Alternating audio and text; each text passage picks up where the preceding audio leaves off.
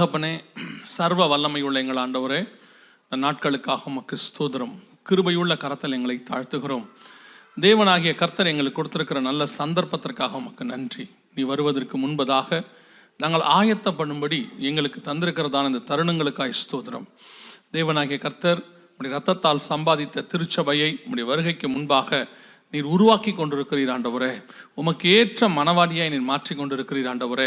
அதற்கான காரியங்களை நீர் ஆயத்தப்படுத்துகிறதுக்காக உமக்கு ஸ்தோத்திரம். இந்த ராத்திரி வேளையிலும் கர்த்தர் நீர் எங்களோடு கூட பேசுவீராக, இடைபடுவீராக, உடைய வார்த்தைகளை அனுப்புவீராக. கிருபையுள்ள கரத்தில் எங்களை தாழ்த்துகிறோம். தேவ ஆவியானவர் முழுவதும் ஆளுகை செய்வீராக.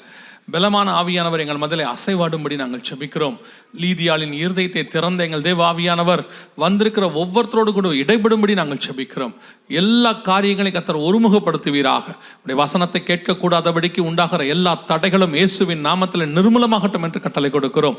தேவ ஆவியானவருடைய ஆளுகைக்கு இந்த இடம் முழுவதும் கட்டுப்படுவதாக. ஆவியானவருடைய சத்தம் தொனிக்கும்படி நாங்கள் செபிக்கிறோம். நீர் மாத்திரம் மகிமைப்படும். எங்கள் ஆண்டவர் இயேசு கிறிஸ்துவின் நாமத்தில் பிதாவே, அல்லேலூயா. சரி, ஓசியாவின் புஸ்தகம் 3ஆம் அதிகாரம் 4-5 வசனம். அதில் குறிப்பாக நேற்றைய தினத்தினுடைய பாடத்தின் தொடர்ச்சியை நாம் கொஞ்சம் பார்க்க போகிறோம்.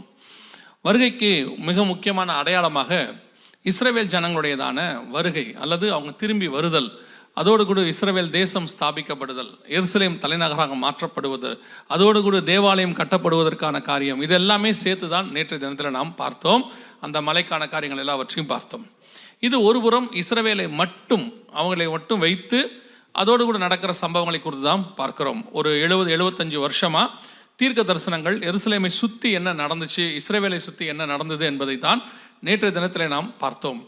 இன்றைக்கி நம்ம என்ன பார்க்க போகிறோம் அப்படின்னு கேட்டிங்கன்னா, அதே இஸ்ரவேல் ஜனங்கள் வந்த பிறகு இன்னொரு பகுதி, அதாவது மற்ற இஸ்ரவேலை அல்லாமல் அதை சுற்றி இருக்கிற மற்ற விஷயங்கள், தீர்க்க தரிசனமாக என்னென்ன காரியங்கள் நிறைவேறினது அப்படிங்கிறதான் பார்க்க போகிறோம். இது எல்லாமே நமக்கு எதை சொல்லுகிறது என்று சொன்னால், நேற்று நாம் வாசித்தோம் இல்லையா, மத்தேயு 24:3 நம்முடைய வருகைக்கான அடையாளம் என்ன அப்படின்னு சீஷர்கள் கேட்டாங்க. அந்த அடையாளங்களை தான் இயேசுவானவர் சொன்னார். அந்த அடையாளங்களை சுற்றி நடக்கிற சம்பவங்களை தான் பார்க்கிறோம். இது ஏன் நம்ம பார்க்குறோம் அப்படின்னு சொன்னால், நேற்று சொன்னதை திருப்பி சொல்கிறேன். எப்படி ஆகிலும் திருச்சபை தம்முடைய வருகைக்கு ஆயத்தப்படுத்த வேண்டும் என்று கர்த்தர் விரும்புகிறார். அதோடைய நோக்கம், சபையினுடைய நோக்கம், ஆண்டவர் அதை கொண்டு போய் பரலோகத்தில் வைப்பது. ஸோ அந்த சபையை கொண்டு போவதற்கு என்னென்ன காரியங்கள் செய்தாகிலும், எப்படி ஆகிலும், அதை நான் சொல்வேன். நீங்கள் வருகைக்கான அடையாளங்கள்னு எடுத்து பார்த்தீங்கன்னா, உயர வானத்திலிருந்து தாழ பூமியில் இருக்கிற சமுத்திரத்தில் இருக்கிற வரைக்கும் ஆண்டவர் அடையாளத்தை கொடுத்து வச்சிருக்கிறார். சூரியனில் அடையாளம் இருக்குது, சந்திரனில் இருக்குது, நட்சத்திரங்களில் இருக்குது, மரம் செடி கொடியில் இருக்குது, மலையில் இருக்குது, இந்த சமுத்திரத்தில் இருக்குது, மனுஷனில் இருக்குது, மீன்களில் இருக்குது, பறவைகளில் இருக்குது. இப்படி எல்லாத்துலேயும் ஒரு அடையாளத்தை வச்சிருக்கிறார். கர்த்தருடைய திட்டம் என்ன அப்படின்னு கேட்டிங்கன்னா, எதை ஒன்றை பார்த்தாகிலும் நாம் ஆயத்தப்பட்டுறணும். எப்படியாவது அப்படி மேலே நிமிர்ந்து பார்த்தாலாவது வருகைக்கு ஆயத்தப்படணும். சுற்றி பார்த்தீங்கனாலாவது எதையோ ஒன்றை பார்த்து வருகைக்கு ஆயத்தப்பட்டுறணும். அல்லது கொஞ்சம் கீழே குனிஞ்சு பார்த்தோம்னாலும் வருகைக்கு ஆயத்தப்பட்டுறணும். ஏன்னா நீங்களும் நானும் இந்த பூமியில் எதை கொடுத்தாலும் உங்கள் என்னும் ஆத்மாவையும் ஆண்டவரால் வாங்க முடியாதுங்கிறதுக்காக ஒன்னே ஒன்று தான் அதுக்கு விலை இருந்துச்சாம். அதுவும் பரலோகத்தில் இருக்கிற அந்த விலை இயேசு கிறிஸ்து மட்டுமே அதற்கு விலையாக இருந்தார். ஸோ அவ்வளவு ப்ரீஷியஸ், விலையேற பெற்ற அவருடைய ஜீவனை கொடுத்து நம்ம எடுத்திருக்கிறார். எதுக்காக அப்படின்னா, அவரோடு கூட வைத்துக் கொள்வதற்கு. அதுக்கு தான். உங்களை என்னையும் பணக்காரராக்கிறதுக்கெல்லாம் இல்லை. அவன் பணக்காரராக்கணும்னா அதுக்கு ஜீவன் கொடுக்க வேண்டிய அவசியமும் இல்லை. உங்களையெல்லாம் நல்லா ஒரு வேலையில் போய் உட்கார வச்சா நீங்களே பணக்காரராகிடுவீங்க இல்லையா? அவர் ஏன் நம்மளை இவ்வளோ கஷ்டப்பட்டு மீட்கணும்? இந்த பூமி முழுவதும் விலை கொடுப்பதற்கு எதுவுமே இல்லையா மாற்று பொருள்? பரலோகத்திலையும் அவரை தவிர மாற்று பொருள் இல்லை. தூதர்களோ யாருமே கிடையாது. அவர் ஒருத்தர் தான் அதுக்கு மாற்று பொருளாக இருந்தார். தன்னையே கொடுத்து நம்மை மீட்டிருக்கிறார். அப்படின்னா நம்முடைய ஆத்மா அவருக்கு முன்பாக எவ்வளோ விலையேற பெற்றதுன்னு பாருங்க, எவ்வளோ இம்பார்ட்டன்ட். அப்படின்னா அப்படி மீட்ட அந்த ஆத்மாவை அவர் விட்டுவிட விரும்பவில்லை, பாதாளத்துக்கு போக விரும்பவில்லை.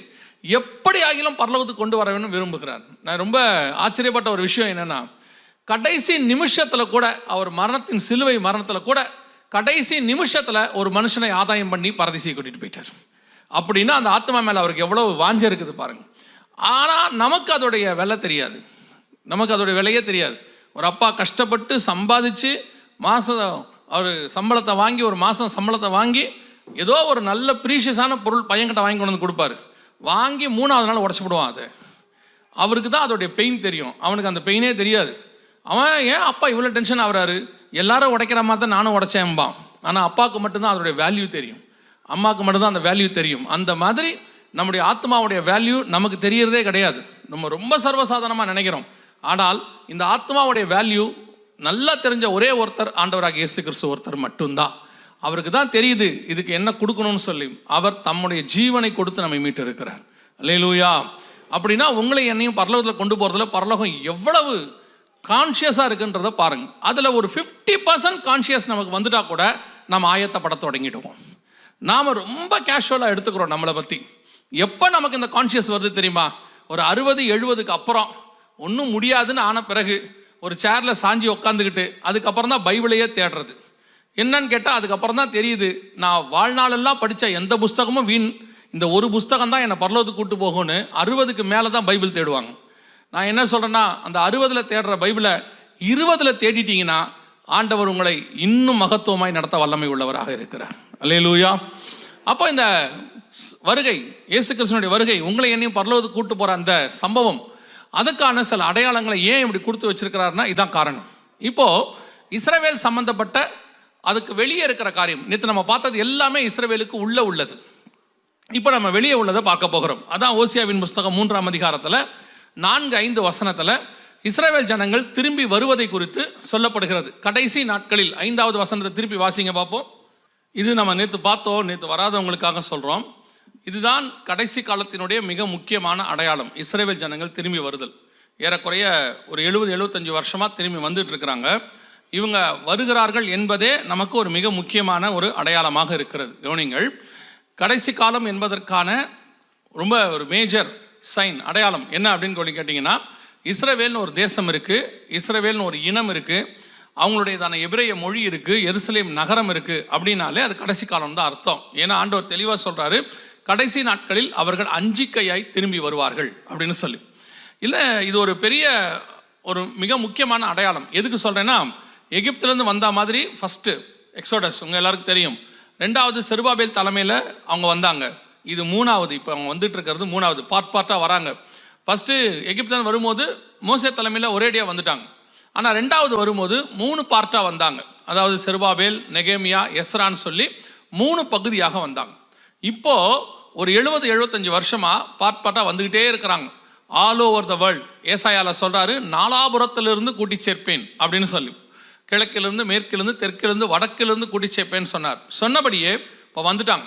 இதை நம்ம எப்படி பார்க்கணுன்னா, இதை ஒரு இன்சிடெண்ட்டாக பார்க்கக்கூடாது, ப்ரொஃபட்டிக்கல் நிறைவேறுதலாக பார்க்கணும். எப்படி மோசே காலத்தில் நடந்துச்சு, செருபாபேல் காலத்தில் நடந்துச்சு, இப்போ நம்ம காலத்தில் நடக்குது. அந்த ரெண்டுக்கும் நீங்கள் எவ்வளோ இம்பார்ட்டன்ஸ் கொடுக்குறீங்களோ, எக்ஸோடஸ்க்கும் அந்த நெகேமியாவின் புஸ்தகம், எஸ்ராவின் புஸ்தகத்துக்கு எவ்வளோ இம்பார்ட்டன்ஸ் கொடுக்குறீங்களோ அதே இம்பார்ட்டன்ஸ் இந்த காலகட்டத்துக்கு உண்டு. ஏன்னா அதே சம்பவம் தான் திருப்பி நடக்குது. ஆனால் இதை நம்ம எப்படி பார்க்குறோன்னா, ஏதோ இஸ்ரவேல் ஜனங்க திரும்பி வராங்க அப்படியே பார்த்துட்டு அதை நம்ம விட்டுறோம். நமக்கு அந்த பைபிளில் இருக்கிற சீரியஸ்னஸ் இது இல்லை. இதுவும் பைபிள் ப்ராஃபஸி தான், இதுவும் பைபிளில் சொல்லப்பட்டதான ஒரு சம்பவம் தான். அந்த காலகட்டத்தில் நீங்களும் நானும் இருக்கிறோம், அதான் ரொம்ப இம்பார்ட்டன்ட். அவங்க காலகட்டத்தில் ஒரு கூட்டம் இருந்த மாதிரி இவங்க காலத்தில் நம்ம இருக்கிறோம். வேதம் சொன்னபடி ஓசியா 3:4-5 நம் கண்களுக்கு முன்பாக நிறைவேறி விட்டது. இதில் குறிப்பாக இஸ்ரவேல் ஜனங்கள் திரும்பி வந்த பிறகு, இங்கே திரும்பி வந்த பிறகு அடுத்த இயேசு கிறிஸ்துவினுடைய வருகை வரைக்கும் யோவேல் புஸ்தகம் 2ஆம் அதிகாரத்தில் இயேசுவின் வருகை குறித்து இருக்கிறது. இந்த இடைப்பட்ட காலத்தில் நடக்கிற சம்பவங்கள் அத்தனையும் இந்த ஓசியாவிலிருந்து யோவேல் வரைக்கும் இருக்குது. இப்போ நம்ம வாழ்ந்துட்டு இருக்கிற இந்த 75 வருஷத்தினுடைய காலகட்டத்தில் நிறைவேற வேண்டிய தீர்க்க தரிசனங்கள்.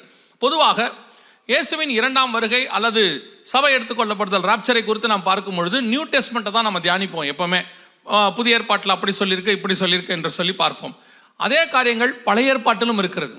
எந்த அளவுக்கு புதிய ஏற்பாட்டில் இயேசுவின் வருகையை பற்றி இருக்குதோ அதே அளவுக்கு இயேசுவின் வருகை பற்றி ஓல்ட் டெஸ்ட்மெண்ட்லேயும் இருக்குது. ஆண்டவர் சொல்லி வச்சிருக்கிறார், அவ்வளோ காரியங்கள் இருக்குது. ஆனால் நாம் பொதுவாக இப்போ கடைசி காலத்தில் வேதத்தை ஒன்லி ஃபார் பிளெஸிங், வாக்கு தத்தத்துக்காகவும் ஆசீர்வாதத்துக்காகவும் படிக்கிற கூட்டமாய் மாறிட்டோம். படிக்காத கூட்டம் பெரும்பான்மையாக இருக்குது, பைபிளே படிக்கிறது இல்லை. அதை ஏன் படிக்கணும்னு கேட்குற இடத்துக்கு நம்ம வந்துட்டோம். இன்னும் சொல்ல போனால் பைபிளை தேடுற இடத்துக்கு வந்துட்டோம். பைபிளை வீட்டில் சில நேரத்தில் திடீர்னு பாஸ்டர் சங்கீதம் வாசிக்கலான்னா தான் வீடே பைபிள் தேடும். எங்கே வச்சோம் அப்படிம்பாங்க. அதுக்கப்புறம் உடனே ஆளுக்கு ஒரு ஃபோன் எடுப்பாங்க. ஏன்னு கேட்டால் ஃபோனில் தான் பைபிள் பார்க்குற காலம் இப்போ வந்துருச்சு. உடனே இப்போ நம்ம என்ன சொல்லுவோம்னா, டெக்னாலஜியெல்லாம் இவ்வளோ டெவலப் ஆயிடுச்சு, இன்னும் பிரிண்டட் வெர்ஷனை வச்சுக்கிட்டு இருக்கணுமா அப்படின்னு கேட்பீங்க. அதில் நீங்கள் 2 காரியத்தை நீங்கள் அதில் புரிஞ்சுக்கணும். நாங்கள் ஏன் பிரிண்டட் வெர்ஷனுக்கு இம்பார்ட்டன்ஸ் கொடுக்குறோம் அப்படின்னு சொல்லி. ஒன்று, இப்போ இந்த பைபிளில் வந்து நீங்கள் டிஜிட்டல் வெர்ஷன் வச்சுருக்கிறீங்க, ஆப்பில் வச்சுருக்கீங்க. இதை எப்போ வேணாலும் யார் வேணாலும் மாற்றலாம். அந்த ஆப்காரர் என்ன செய்யலாம், அதை அப்டேட்னு ஒன்று பண்ணலாம். அப்டேட் பண்ணிட்டாருன்னா எந்த வசனத்தை மாற்றினாங்க, எந்த வசனத்தை ரிமூவ் பண்ணாங்க, எதுவுமே உங்களுக்கு தெரியாது. உங்களுக்கு தெரிஞ்சிருக்கும்னு நினைக்கிறேன்.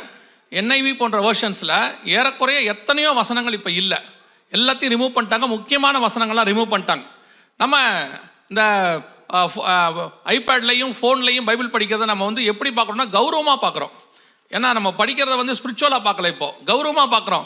என் கையில் ஐபேட் இருந்தாலே அது ஒரு பெரிய ஆசீர்வாதம் தான் இல்லையா? பார்க்கும் போதே பிரைஸ் தி லார்ட். அதாவது இந்த ஆப்பிளோடைய சிம்பிள் இருக்குல்ல, அந்த பிராண்டு, அதுலேயே ஒரு பெருமை இருக்குது நமக்கெல்லாம். அதை வேலை செய்ய தெரியுமா தெரியாதோ அது வேறு விஷயம். ஆப்பிளில் போய் ஒரு டவுன்லோட் பண்ண தெரியுமா தெரியாதா, கையில் ஆப்பிள் வச்சுருக்கிறதுல அவங்களுக்கு ஒரு விஷயம். ஏவாளை விட இவங்க தான் ஆப்பிளுக்கு இம்பார்ட்டன்ஸ் கொடுக்குறாரு. ஆமாம், நிஜமாக தான். அது கையில் ஆப்பிள் இருக்குது அப்படின்றதே சொல்லும் போதே ஒரு கௌரவம் இருக்குது அதில். நான் ஆக்சுவலி ஆப்பிள் தான் யூஸ் பண்ணுவேன் அப்படிம்பாங்க.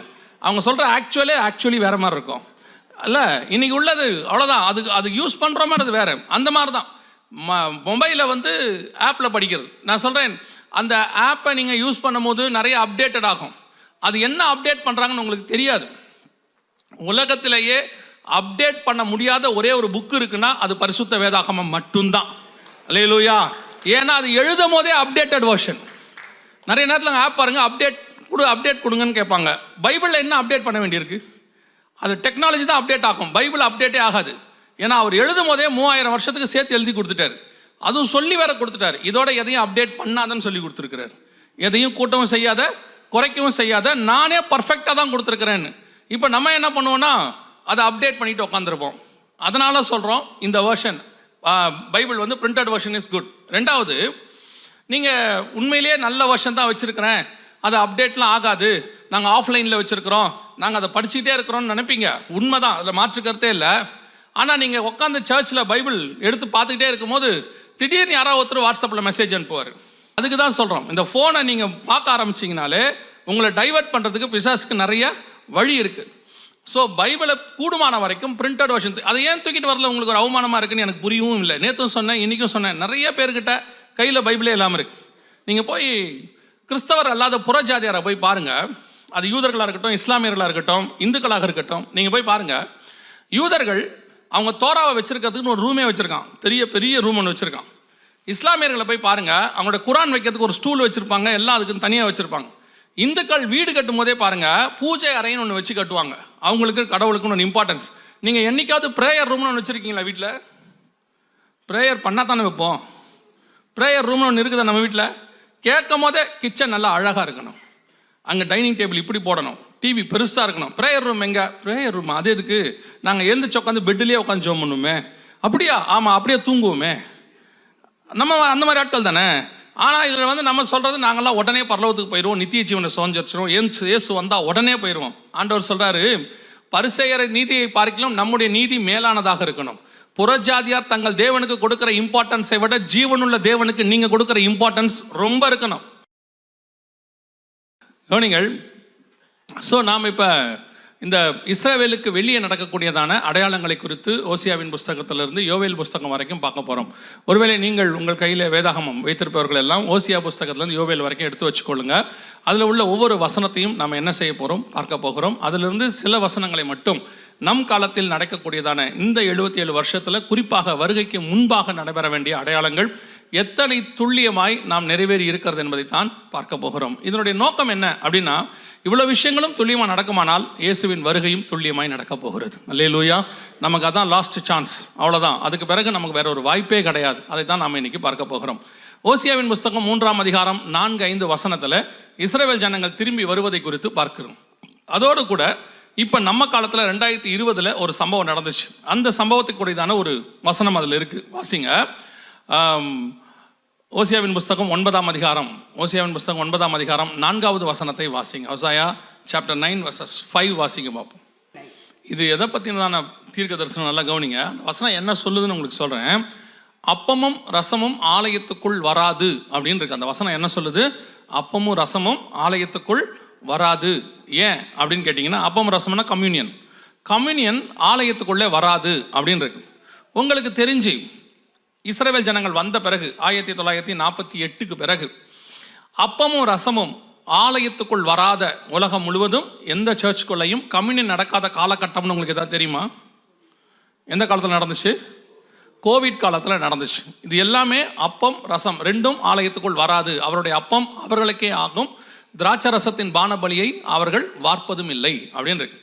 என்ன காரணத்துக்காக அப்படி நடக்குது அப்படின்னு சொல்லி நீங்கள் பார்த்தீங்கன்னு சொன்னால், அந்த 4ஆம் அதிகாரம் 1ஆம் வசனம் ஓசியாவிலிருந்து 9ஆம் அதிகாரம் 4ஆம் வசனம் ஓசியா வரைக்கும் நீங்கள் நல்லா கவனித்து பார்த்தீங்கன்னா, இஸ்ரவேல் ஜனங்கள் தேவனை விட்டு எவ்வளவு தூரம் போனார்கள் அப்படின்னு இருக்கும். இஸ்ரவேல் ஜனங்கள் வந்த பிறகு அவங்க ஆண்டவரை விட்டு எவ்வளவு தூரம் போனாங்கங்கிறது அந்த இடைப்பட்ட 4, 5, 6, 7, 8, 9ஆம் அதிகாரம் வரைக்கும் இருக்கும்.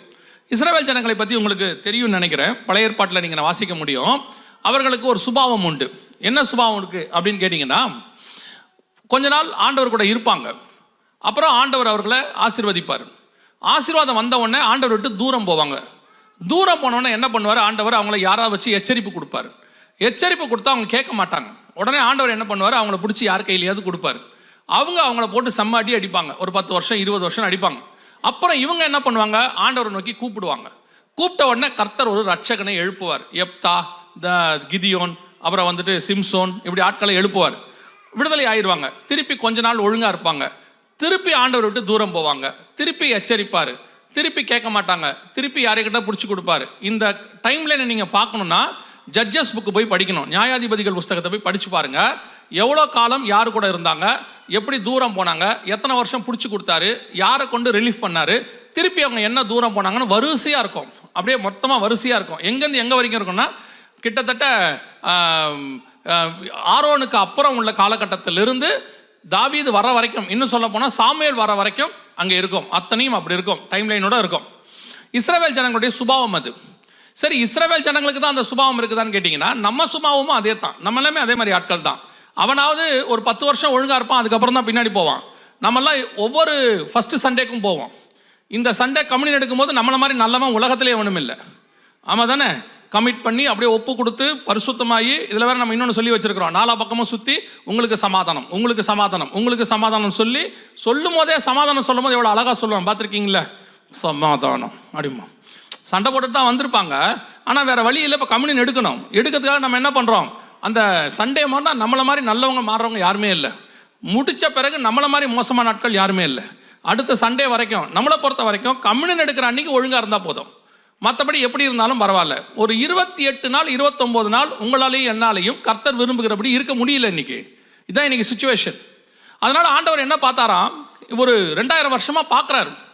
பார்க்க சர்ச்சு என்ன நிலைமையில் இருக்குது அப்படின்னு கேட்டால், இந்த கம்யூனியன் என்பது ஒரு சடங்காச்சாரமாய் மாறிடுச்சு. அதாவது நீங்கள் எடுக்கிற அப்பம் ரசமும். ஆக்சுவலாக கம்யூனியனுடைய அர்த்தம் என்ன தெரியுமா? அதுக்கு மட்டுமே தனியாக நீங்கள் 6 மணி நேரம் பாடம் படிக்கணும். நாங்கள் ஒவ்வொரு மாதமும் தனியாக 6 மணி நேரம் கிளாஸ் எடுக்கிறோம். அதுக்கு கம்யூனியன்னா என்னன்றது 10ஆம் அதிகாரம் எபிரேயர் புஸ்தகத்தில் 19-20 வசனம் சொல்லுது. அந்த அப்பம் தான் நீங்கள் பரலோகத்தில் நுழைவதற்கான டோக்கன். அந்த ரத்தம் தான் நீங்கள் சிங்காசனத்துக்கிட்ட கிட்டி நெருங்கி சேருவதற்கான மிக முக்கியமான காரியம். இது 2 இல்லாட்டி நீங்கள் ஹெவனுக்கு போக முடியாதுன்னு இருக்கு. அதனால தான் 1 கொரிந்தியர் 11 சொல்கிறாரு, இந்த அப்பமும் ரசமும் இல்லாமல் நீங்கள் ஹெவனுக்கு போக முடியாது. அபாத்திரமாய் போஜனமானம் பண்ணினால் உங்களில் சிலர் வியாதியஸ்தர்களும் ஒரு சிலர் நித்திரையும் அடைந்திருக்கிறார்கள்னு இருக்கு. ஆனால் நாம் இன்னைக்கு எப்படிப்பட்டவங்களா இருக்கிறோம்? கம்யூனியன் என்பது சடங்காச்சாரம். இன்னைக்கு சர்ச்சு எல்லாமே ட்ரெடிஷன் ஆயிடுச்சு. ரட்சிப்புலேருந்து, பேப்டிசம்லேருந்து, கம்யூனியன்லேருந்து எல்லாமே ட்ரெடிஷன். நம்மளை பொறுத்த வரைக்கும் ரட்சிப்புனா என்ன? நான் எங்கள் அப்பா அம்மாவுக்கு பிள்ளையா பிறந்திருக்கேன், எங்கள் அப்பா அம்மா கிறிஸ்டின். நீங்கள் எப்போ ரட்சிக்கப்பட்டீங்க? நான் பிறந்ததுலேருந்தே ரட்சிப்பு தான். நாங்களாம் born Christian. We are all born Christian, not born again Christian. கிறிஸ்தவனாய் பிறப்பது பெரிய விஷயமே இல்லை, மறுபடியும் பிறத்தல் அது நமக்கு தெரியாது. ஞானஸ்நானம் எடுத்தியா? எடுத்துட்டேன். எப்போ எடுத்த? 13 வயசு ஆகும்போது எடுத்தேன். ஏன் எடுத்த? 13 வயசு ஆயிடுச்சு, அதனால எடுத்தேன். யார்ப்பா எடுக்க சொன்னா? 13 வயசானா எடுக்க சொல்லியிருக்காங்க. 13 வயசானா எடுக்கணும். ஞானஸ்நானம் என்ன தெரியுமா? பழைய மனுஷன் மரித்து புது மனுஷன் உயிர்த்தெழுந்து அவன் புது சிருஷ்டியாக இருக்கிறான், அதெல்லாம் தெரியாது. எங்கள் அப்பா அம்மா சொன்னாங்க, எப்படா ஞானஸ்நானம் எடுக்க போற? கேட்டுக்கிட்டே இருந்தாங்க. சரி, எதுக்கு பிரச்சனை, வாரம் எடுத்து வைப்போம். எடுத்தாச்சு. கம்யூனியன் ஏன்டா எடுக்கிறீங்க? பிள்ளைகளை கூட்டுக்கல, சின்ன பிள்ளைகளை கேட்குறேன், கம்யூனியன் ஏன்ப்பா எடுக்கிறீங்க? இந்த மாதிரி ஞானஸ்நானம் எடுத்தவங்களை கூப்பிட்டு கேளுங்க, ஏன் கம்யூனியன் எடுக்கிறீங்க? சர்ச்சில் ஞானஸ்நானம் எடுத்தால் தான் கம்யூனியன் சொல்லியிருக்கிறாங்க. சரி, ஏன் எடுக்கிற? அது தெரியாது. ஒவ்வொரு மாதமும் 1ஆம் தேதி கொடுப்பாங்க. First Sunday communion. எப்படி கொடுப்பாங்க? சும்மா கொடுப்பாங்க. போய் நின்னா போதும், ஞானஸ்நானம் எடுத்திருக்கியான்னு கேட்பாங்க, கொடுப்பாங்க. அப்போது இந்த கம்யூனியனாக இருக்கட்டும், பேப்டிசமாக இருக்கட்டும், சால்வேஷனாக இருக்கட்டும், எல்லாமே இன்னைக்கு ட்ரெடிஷன். இன்னைக்கு அதனுடைய சத்தியம் என்னன்னு தெரியாது. எல்லாருக்கும் சொல்லலை, நான் உங்கள் எல்லாருமே சொல்லலை. நீங்கள் எல்லாம் தங்கம், நான் பேசுறது உங்களை தவிர வெளியே இருக்கிறவங்கள பற்றி. ஏன்னா நீங்கள் வேறு கோச்சிக்கப்படாது பாருங்கள். நாங்களே கஷ்டப்பட்டு கார் பிடிச்சி வந்திருக்கோம், எங்களையா இந்த மாதிரிலாம் சொல்கிறேன் அப்படின்னு கேட்டால் பின்ன உங்களை தான் சொல்ல முடியும். நீங்கள் தானே வந்திருக்கீங்க, வேறு எங்கே போய் சொல்ல முடியும்? லைவ் இருந்தாங்கன்னா வெளியே இருக்க சொல்லலாம், லைவும் இல்லை. இன்னைக்கு சபையினுடைய நிலைமை என்ன? ரட்சிப்போ, ஞானஸ்நானமோ, அபிஷேகமோ அல்லது கம்யூனியனோ ஒரு சடங்காச்சாரமாய் மாறிவிட்டது. அதனுடையதான பவர் நமக்கு தெரியல. அபாத்திரமாய் போஜனமானம் பண்ணுகிறவன் நித்திரை அடைகிறான்னு இருக்கு. நித்திரைன்னா என்ன தெரியுமா? மரணம் அடைகிறான்னு இருக்கு. அபாத்திரமா போஜனமானம் பண்ணி மரணம் அடைஞ்ச ஃபர்ஸ்ட் பர்சன் யார் தெரியுமா? கம்யூனியனை தப்பா எடுத்து ஃபர்ஸ்ட் மரணம் அடைஞ்ச ஃபர்ஸ்ட் பர்சன் யாருன்னா ஜூடாஸ் காரியத். அவன் தான் கம்யூனியன் எடுத்து முதல்ல செத்து போன ஆள். இப்போ யூதாஸ் என்ன சிகரெட் பிடிச்சாரா? யூதாஸ் குடிச்சாரா? யூதாஸ் உபச்சாரம் பண்ணாரா? இல்லையே. யூதாஸ் என்ன பண்ணாரு? பொருளாசை உடையவனாக இருந்தார். இப்போ உங்கள் கம்யூனியன் கேட்டகரியை வச்சு பாருங்க. கம்யூனியன் எடுக்கும்போது என்ன கேட்குறோம் நாங்கள்? உங்களை சிகரெட் பிடிக்கிறவர்கள், குடிக்கிறவர்கள், தப்பான பழக்க வழக்கம் இருக்கிறவர்கள், தவறான உறவு முறையில் இருக்கிறவர்கள், நீங்கள் யாரும் கம்யூனியன் எடுக்கக்கூடாது. இதுதான் ரட்சிக்கப்படும் போதே விட்டு வந்துட்டோமே. இங்கே இருக்கிற பிரச்சனையே வேற. டிசைபிள்ஷிப் இல்லாமையே கம்யூனியன் எடுத்துக்கிட்டு இருக்கிறோம். அதனுடைய விளைவு என்ன? கம்யூனியன் ஒரு சடங்காச்சாரமாக மாறி ஏன் எடுக்கிறோம், எதுக்கு எடுக்கிறோம்னு தெரியாது. இப்போ நான் சொல்கிறது ஒருவேளை உங்களுக்கு கஷ்டமாக இருக்கும். பொதுவாக உங்களுக்கு யாரை தரமா ரொம்ப பிடிக்கும்? ஆக்சுவலாக போன உடனே டாக்டர் உங்கள் உடம்புல இருக்கிற வியாதியை சொல்லிட்டாருன்னு வச்சுங்க, அவரை உங்களுக்கு பிடிக்காது. சில டாக்டர்ஸ் இருக்காங்க, அதெல்லாம் ஒன்றும் இல்லை, பார்த்துக்கலான்ட்டு கடைசி வரைக்கும் சாவடிச்சிருவான். அவரை தான் உங்களுக்கு ரொம்ப பிடிக்கும். அவரை பாருங்க, அவர் ரொம்ப அன்பாக பேசுவார். உண்மையை சொல்லணும்ல. சில நேரத்தில் இயேசுநாதர் ஏன் யாருக்குமே பிடிக்கல? நீங்கள் பைபிளில் பாருங்கள், கரெக்டாக சத்தியம் பேசுகிற யாரையுமே பிடிக்காது. யாரிலேருந்து நோவாவிலேருந்து இயேசுநாதர் வரைக்கும் யாரையுமே பிடிக்காது. அதே தான் இன்னைக்கு திருச்சபையினுடைய நிலைமை. போதும் என்ற மனதுடன் கூடிய தெய்வ பக்தியே மிகுந்த ஆதாயம். நமக்கு இன்னைக்கு தெரியாது. ஆனால் உங்களுக்கு யாரை பிடிக்கும்? இந்த வருஷம் கர்த்தர் உங்களுக்கு ஒரு ஹெலிகாப்டரை கொடுப்பார். Praise the Lord. அவர் தான் நல்ல ஊழியக்காரர். அவர் ஹெலிகாப்டர் வரும்னு சொல்லியிருக்கிறார். வரும், எங்கே நிற்க வைப்பியா? நமக்கு காருக்கு பெட்ரோல் போடுறதுக்கே தட்டு மாதிரி தான் போட்டுக்கிட்டு இருக்கோம். இதில் இருக்கிற நிலைமைக்கு ஹெலிகாப்டர் வரும். ஆனால் இதுவே உங்களுக்கு சத்தியம் சொல்லி பாருங்க, நீ உருப்படாமல் இருந்தால் பரலோகத்துக்கு போக மாட்டாய். இந்த ஆள் என்னங்க எப்போ பார்த்தாலும் இப்படியே பேசுகிறார், அடுத்த வாட்டி வர கூப்பிடாதீங்க. ஆனால் இன்னைக்கு கூப்பிட்டதுக்கு பேசிட்டு தான் போவேன். இந்த வாட்டி கூப்பிட்டுட்டீங்கல்ல, கன்ஃபார்மாக பேசிட்டு தான் போவேன். சத்தியம் என்றால் என்ன? பரலோகத்துக்கு போகிறது தானே சர்ச்சுக்கு வரீங்க. நல்ல கவனிங்க. சபைக்கு வராமல் உங்களால் வீடு வாங்க முடியும், சபைக்கு வராமல் கார் வாங்க முடியும், சபைக்கு வராமல் கோடீஸ்வரனாக முடியும். ஆனால் சபைக்கு வராமல் பரலோகத்திற்கு போகவே முடியாது. சபை என்பது பரலோகத்தினுடைய வாசல். அங்கதான் ஏணி வைக்கப்பட்டிருக்கிறது. நீங்க சர்ச்சுக்கு அதை தவிர மிச்சம் எல்லாத்துக்கும் வரீங்க. இப்ப சபை என்பது அதுக்கான இடமா மாறிடுச்சு. இவ்வளவு சீட்டு ஏன் காலியா இருக்குது? இதுவே இப்படி சொல்லி பாருங்க, ஆசீர்வாத பெருவிழா, இடமே இருக்காது, கீழே உட்காந்துருப்பாங்க. இப்படிதான் இருக்கும். காரணம் என்ன? இன்னைக்கு நம்ம மைண்டு முழுக்க சத்தியத்தை விட்டு ஆசீர்வாதத்துக்கு பின்னாடி போயிருச்சு. அதுவும் எது ஆசீர்வாதம் வேற உங்களுக்கு தெரிய மாட்டேங்குது. அதான் இப்ப பிரச்சனையே. இப்ப கீழானவைகள் அல்ல மேலானவைகளே நாடுங்கள்னு பைபிள் சொல்லுது. நாம நாடுறது எல்லாம் கீழானவைகள், அத்தனையும் கீழானவைகள். நீங்க என்ன எவ்வளவு வாங்கினாலும் போகும்போது எல்லாத்தையும் எடுத்துட்டு பெட்டிக்குள்ள ஒன்றும் வைக்க போறதில்ல. வைக்க போனா நீங்க கேட்க போறதும் இல்லை. எந்திரிச்சு கேட்கவா போறீங்க? அந்த பச்சை கலர் புடவை ஒன்று வச்சிருந்தேன், அது உள்ள வைப்பான்னு கேட்கவா போறிய? கன்ஃபார்மாக கேட்க போறதில்ல. அது அவனுக்கும் தெரியும், உங்களுக்கும் தெரியும். ஆனாலும் அப்படியே வாங்கி 500 புடவையை திறந்து பார்க்கறதோட சரி. இப்போ கட்டுறது கூட இல்லை இப்பெல்லாம், அதெல்லாம் அப்படி பார்க்கறதோட சரி. இதான் நமக்கு ஆசீர்வாதம்னு நினச்சிட்டு இருக்கிறோம். கவனிச்சு கொள்ளுங்க. நீங்கள் கண்களால் காணுகிற எதுவும் உங்களோடு கூட வராது. நீங்கள் காணாத ஆசீர்வாதம் ஒன்று இருக்கிறது, அதுதான் கர்த்தர் நியமித்து வைத்தது. அப்போ சபை என்பது அதற்கான இடம். அதுக்கு தான் சர்ச். வர உங்களுக்கு தெரியணும், நடத்துறவங்களுக்கும் தெரியணும். உங்களை கொண்டு போய் பரலோகத்தில் சேர்க்கிற பொறுப்பு மட்டுமே சபைக்கு இருக்கிறது. உலக ஆசீர்வாதத்தை கூட கொடுக்கப்படும்.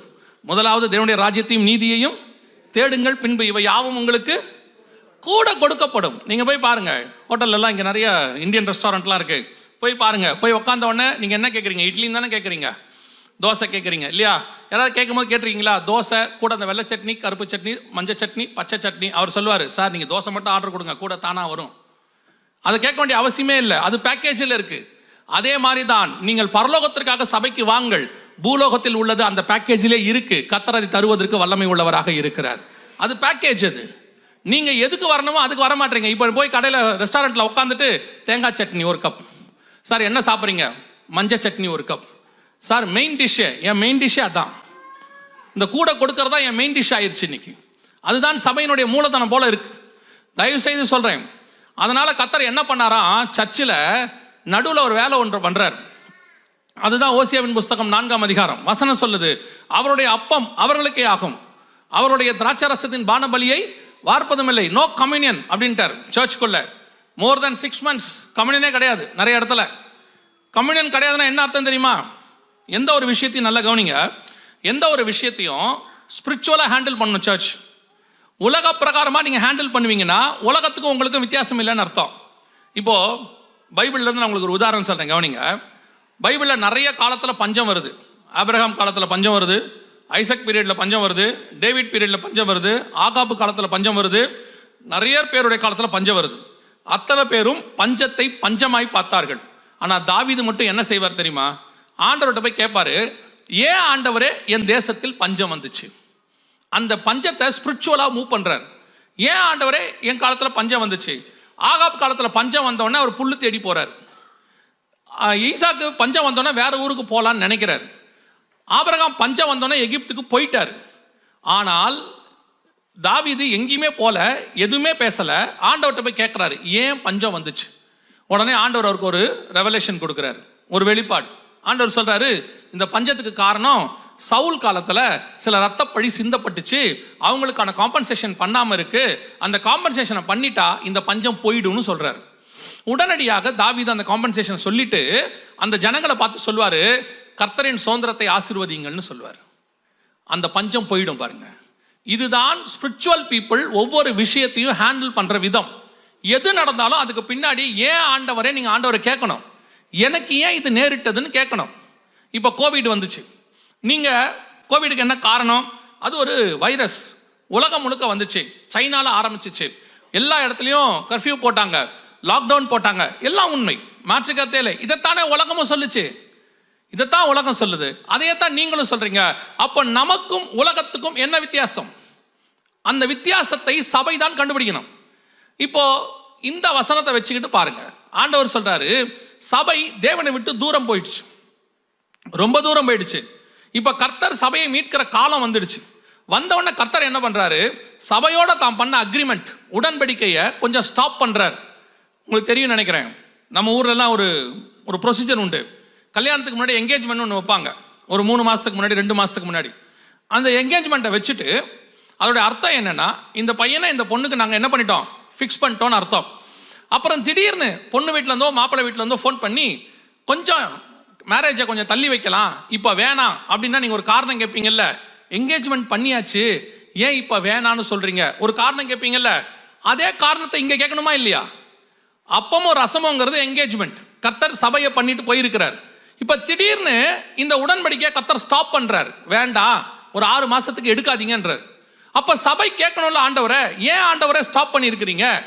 இல்லை, கொரோனா ஸ்டாப் ஆச்சு, சினிமா தியேட்டர் ஸ்டாப் ஆச்சு, கொரோனா வந்துச்சு, ஸ்கூல் ஸ்டாப் ஆச்சு, கொரோனா வந்துச்சு, ரெஸ்டாரண்ட் மூடினாங்க, கொரோனா வந்துச்சு, ஏன் சர்ச்சு மூடிச்சு? ஏன்னா வசனத்தின்படி பாதாளத்தின் வாசல்கள் சபையை மேற்கொள்ளாதுன்னு இருக்கு. ஒரு காரியம் வரும்போது இப்போ கவர்மெண்ட் சொல்லுது சர்ச்சை மூடுறோம், மாற்று கருத்தே இல்லை. ஆனால் ஏன் வந்துச்சு நீங்க கேட்கணும், ஆண்டவரை இது நடந்ததுக்கு என்ன காரணம் ஆண்டவரை நீங்க கேட்கணும். கேட்டா தானே கர்த்தர் ரீசன் சொல்லுவாரு. பைபிள் முழுக்க போய் பாருங்க, ஒரு சம்பவம் நடக்கும் போது போய் கேட்கறாங்க ஜனங்க, ஏன் இப்படி நடந்துச்சுன்னு. யாராவது கொரோனால போய் கர்த்தரை கேட்டீங்களா? கொரோனாலுக்கு ஆண்டவர்கிட்ட போய் விசாரிச்சிங்களா, இந்த மாதிரி ஏன் நடக்குது ஆண்டவரே?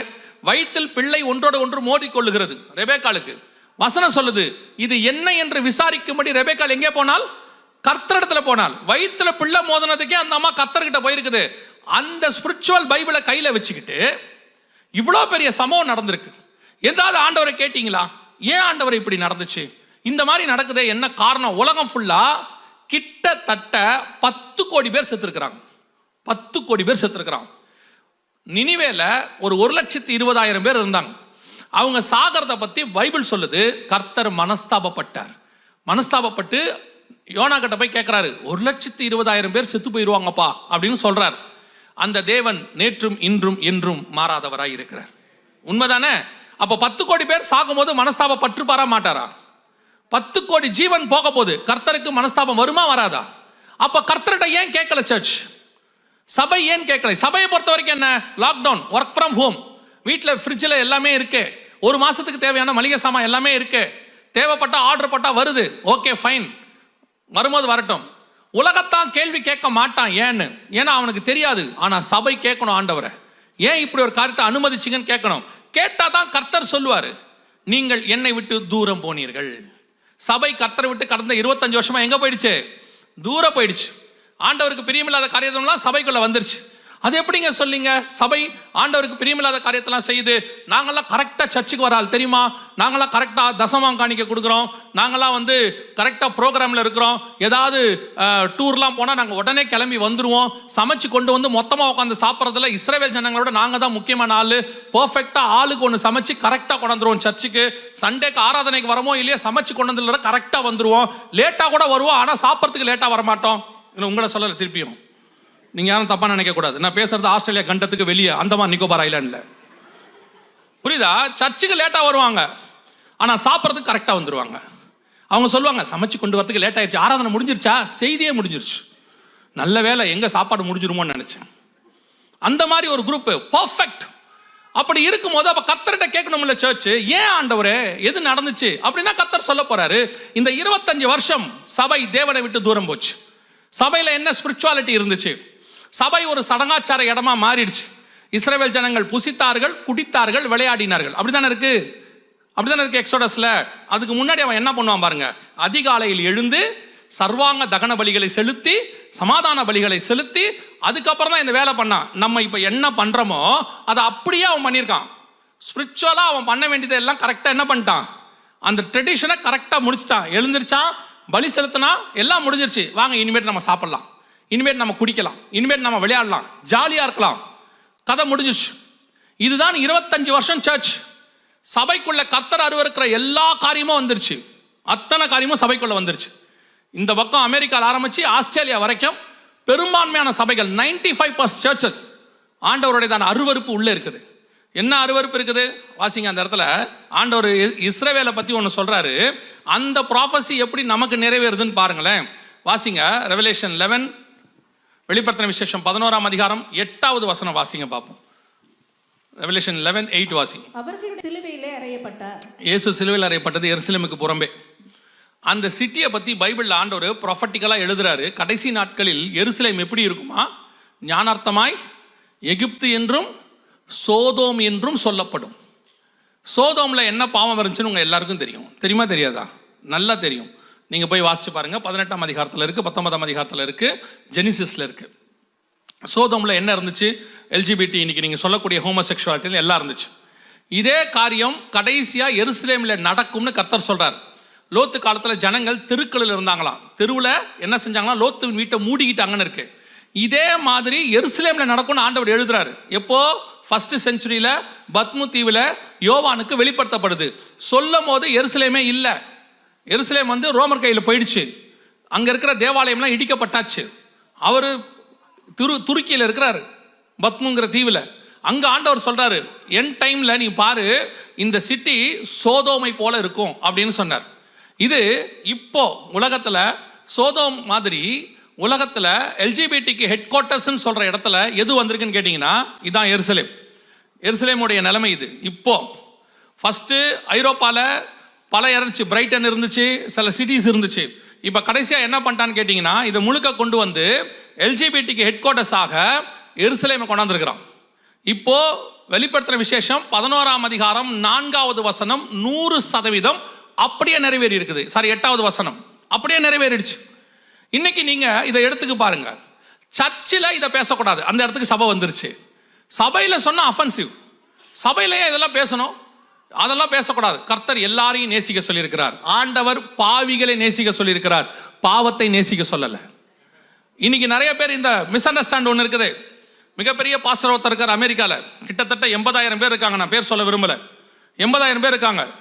அவங்க சர்ச்சுக்குள்ள இந்த மாதிரி ஆட்கள் எல்லாமே அலவுடு, எல்லாமே அலவுடு. அதுக்கு அவர் ஒரு காரணம் சொல்றாரு. சபைக்கு வரும்போது அவங்கள வரவேணான்னு எப்படி சொல்றது? அவங்க வரட்டும், இருக்கட்டும், அவர்களுக்கு நாம் ஏன் அதெல்லாம் சொல்லி அவங்களை கஷ்டப்படுத்தணும் அப்படிங்கிறார்.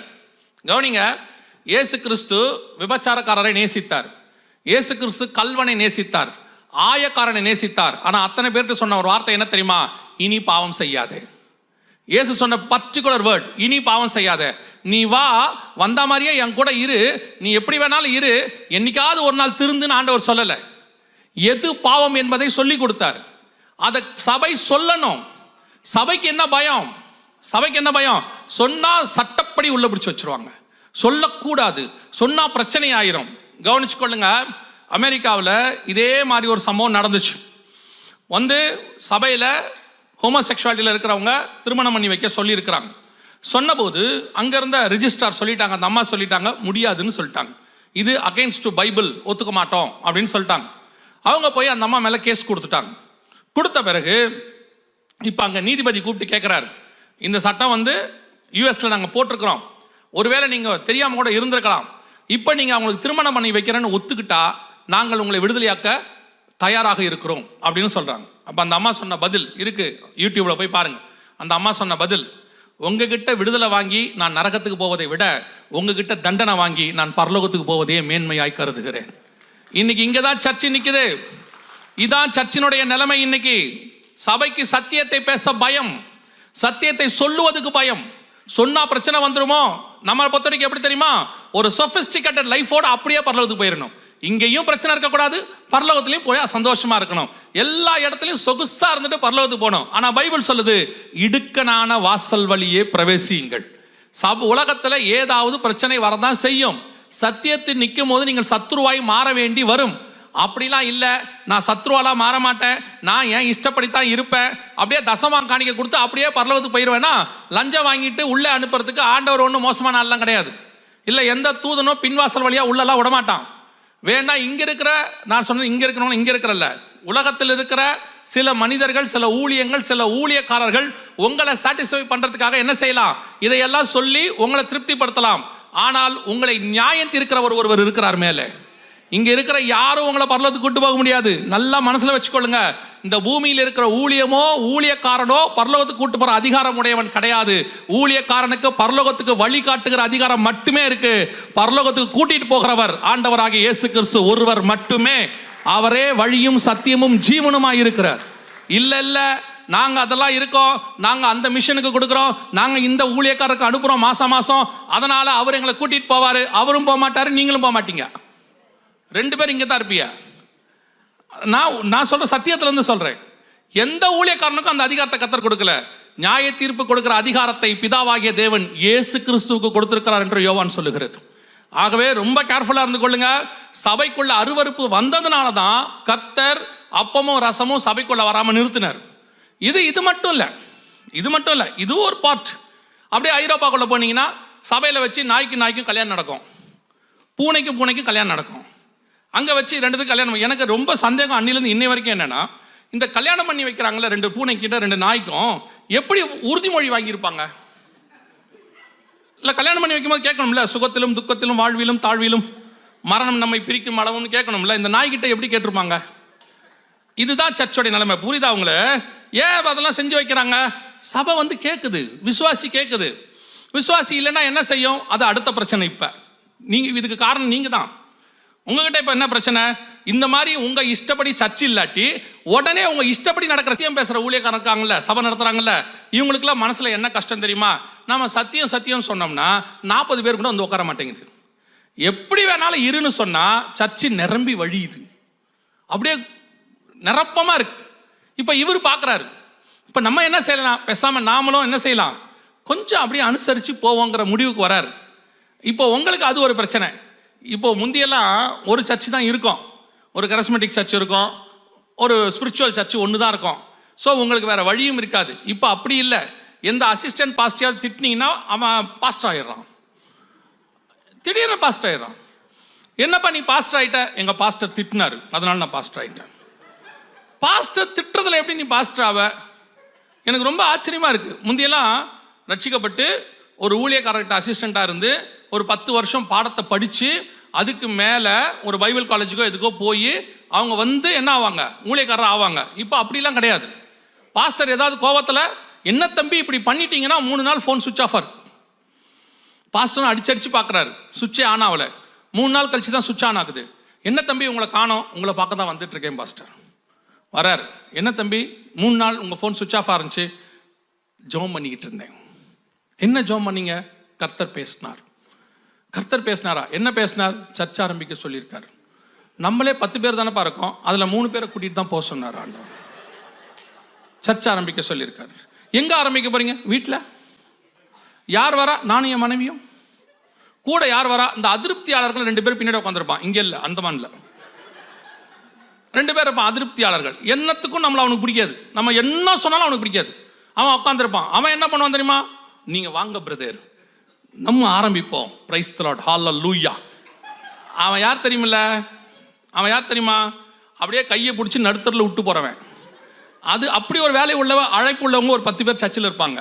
ஏதாவது ஒன்று யாராவது பிரச்சனை ஒன்றுனா அவனை நான் இருக்கேன் வாங்க அப்படின்னு கூப்பிட்டு போய் ஹைவேஸில் விட்டுட்டு ஃப்ரீவேல விட்டுட்டு அவன் போயிடுவான்.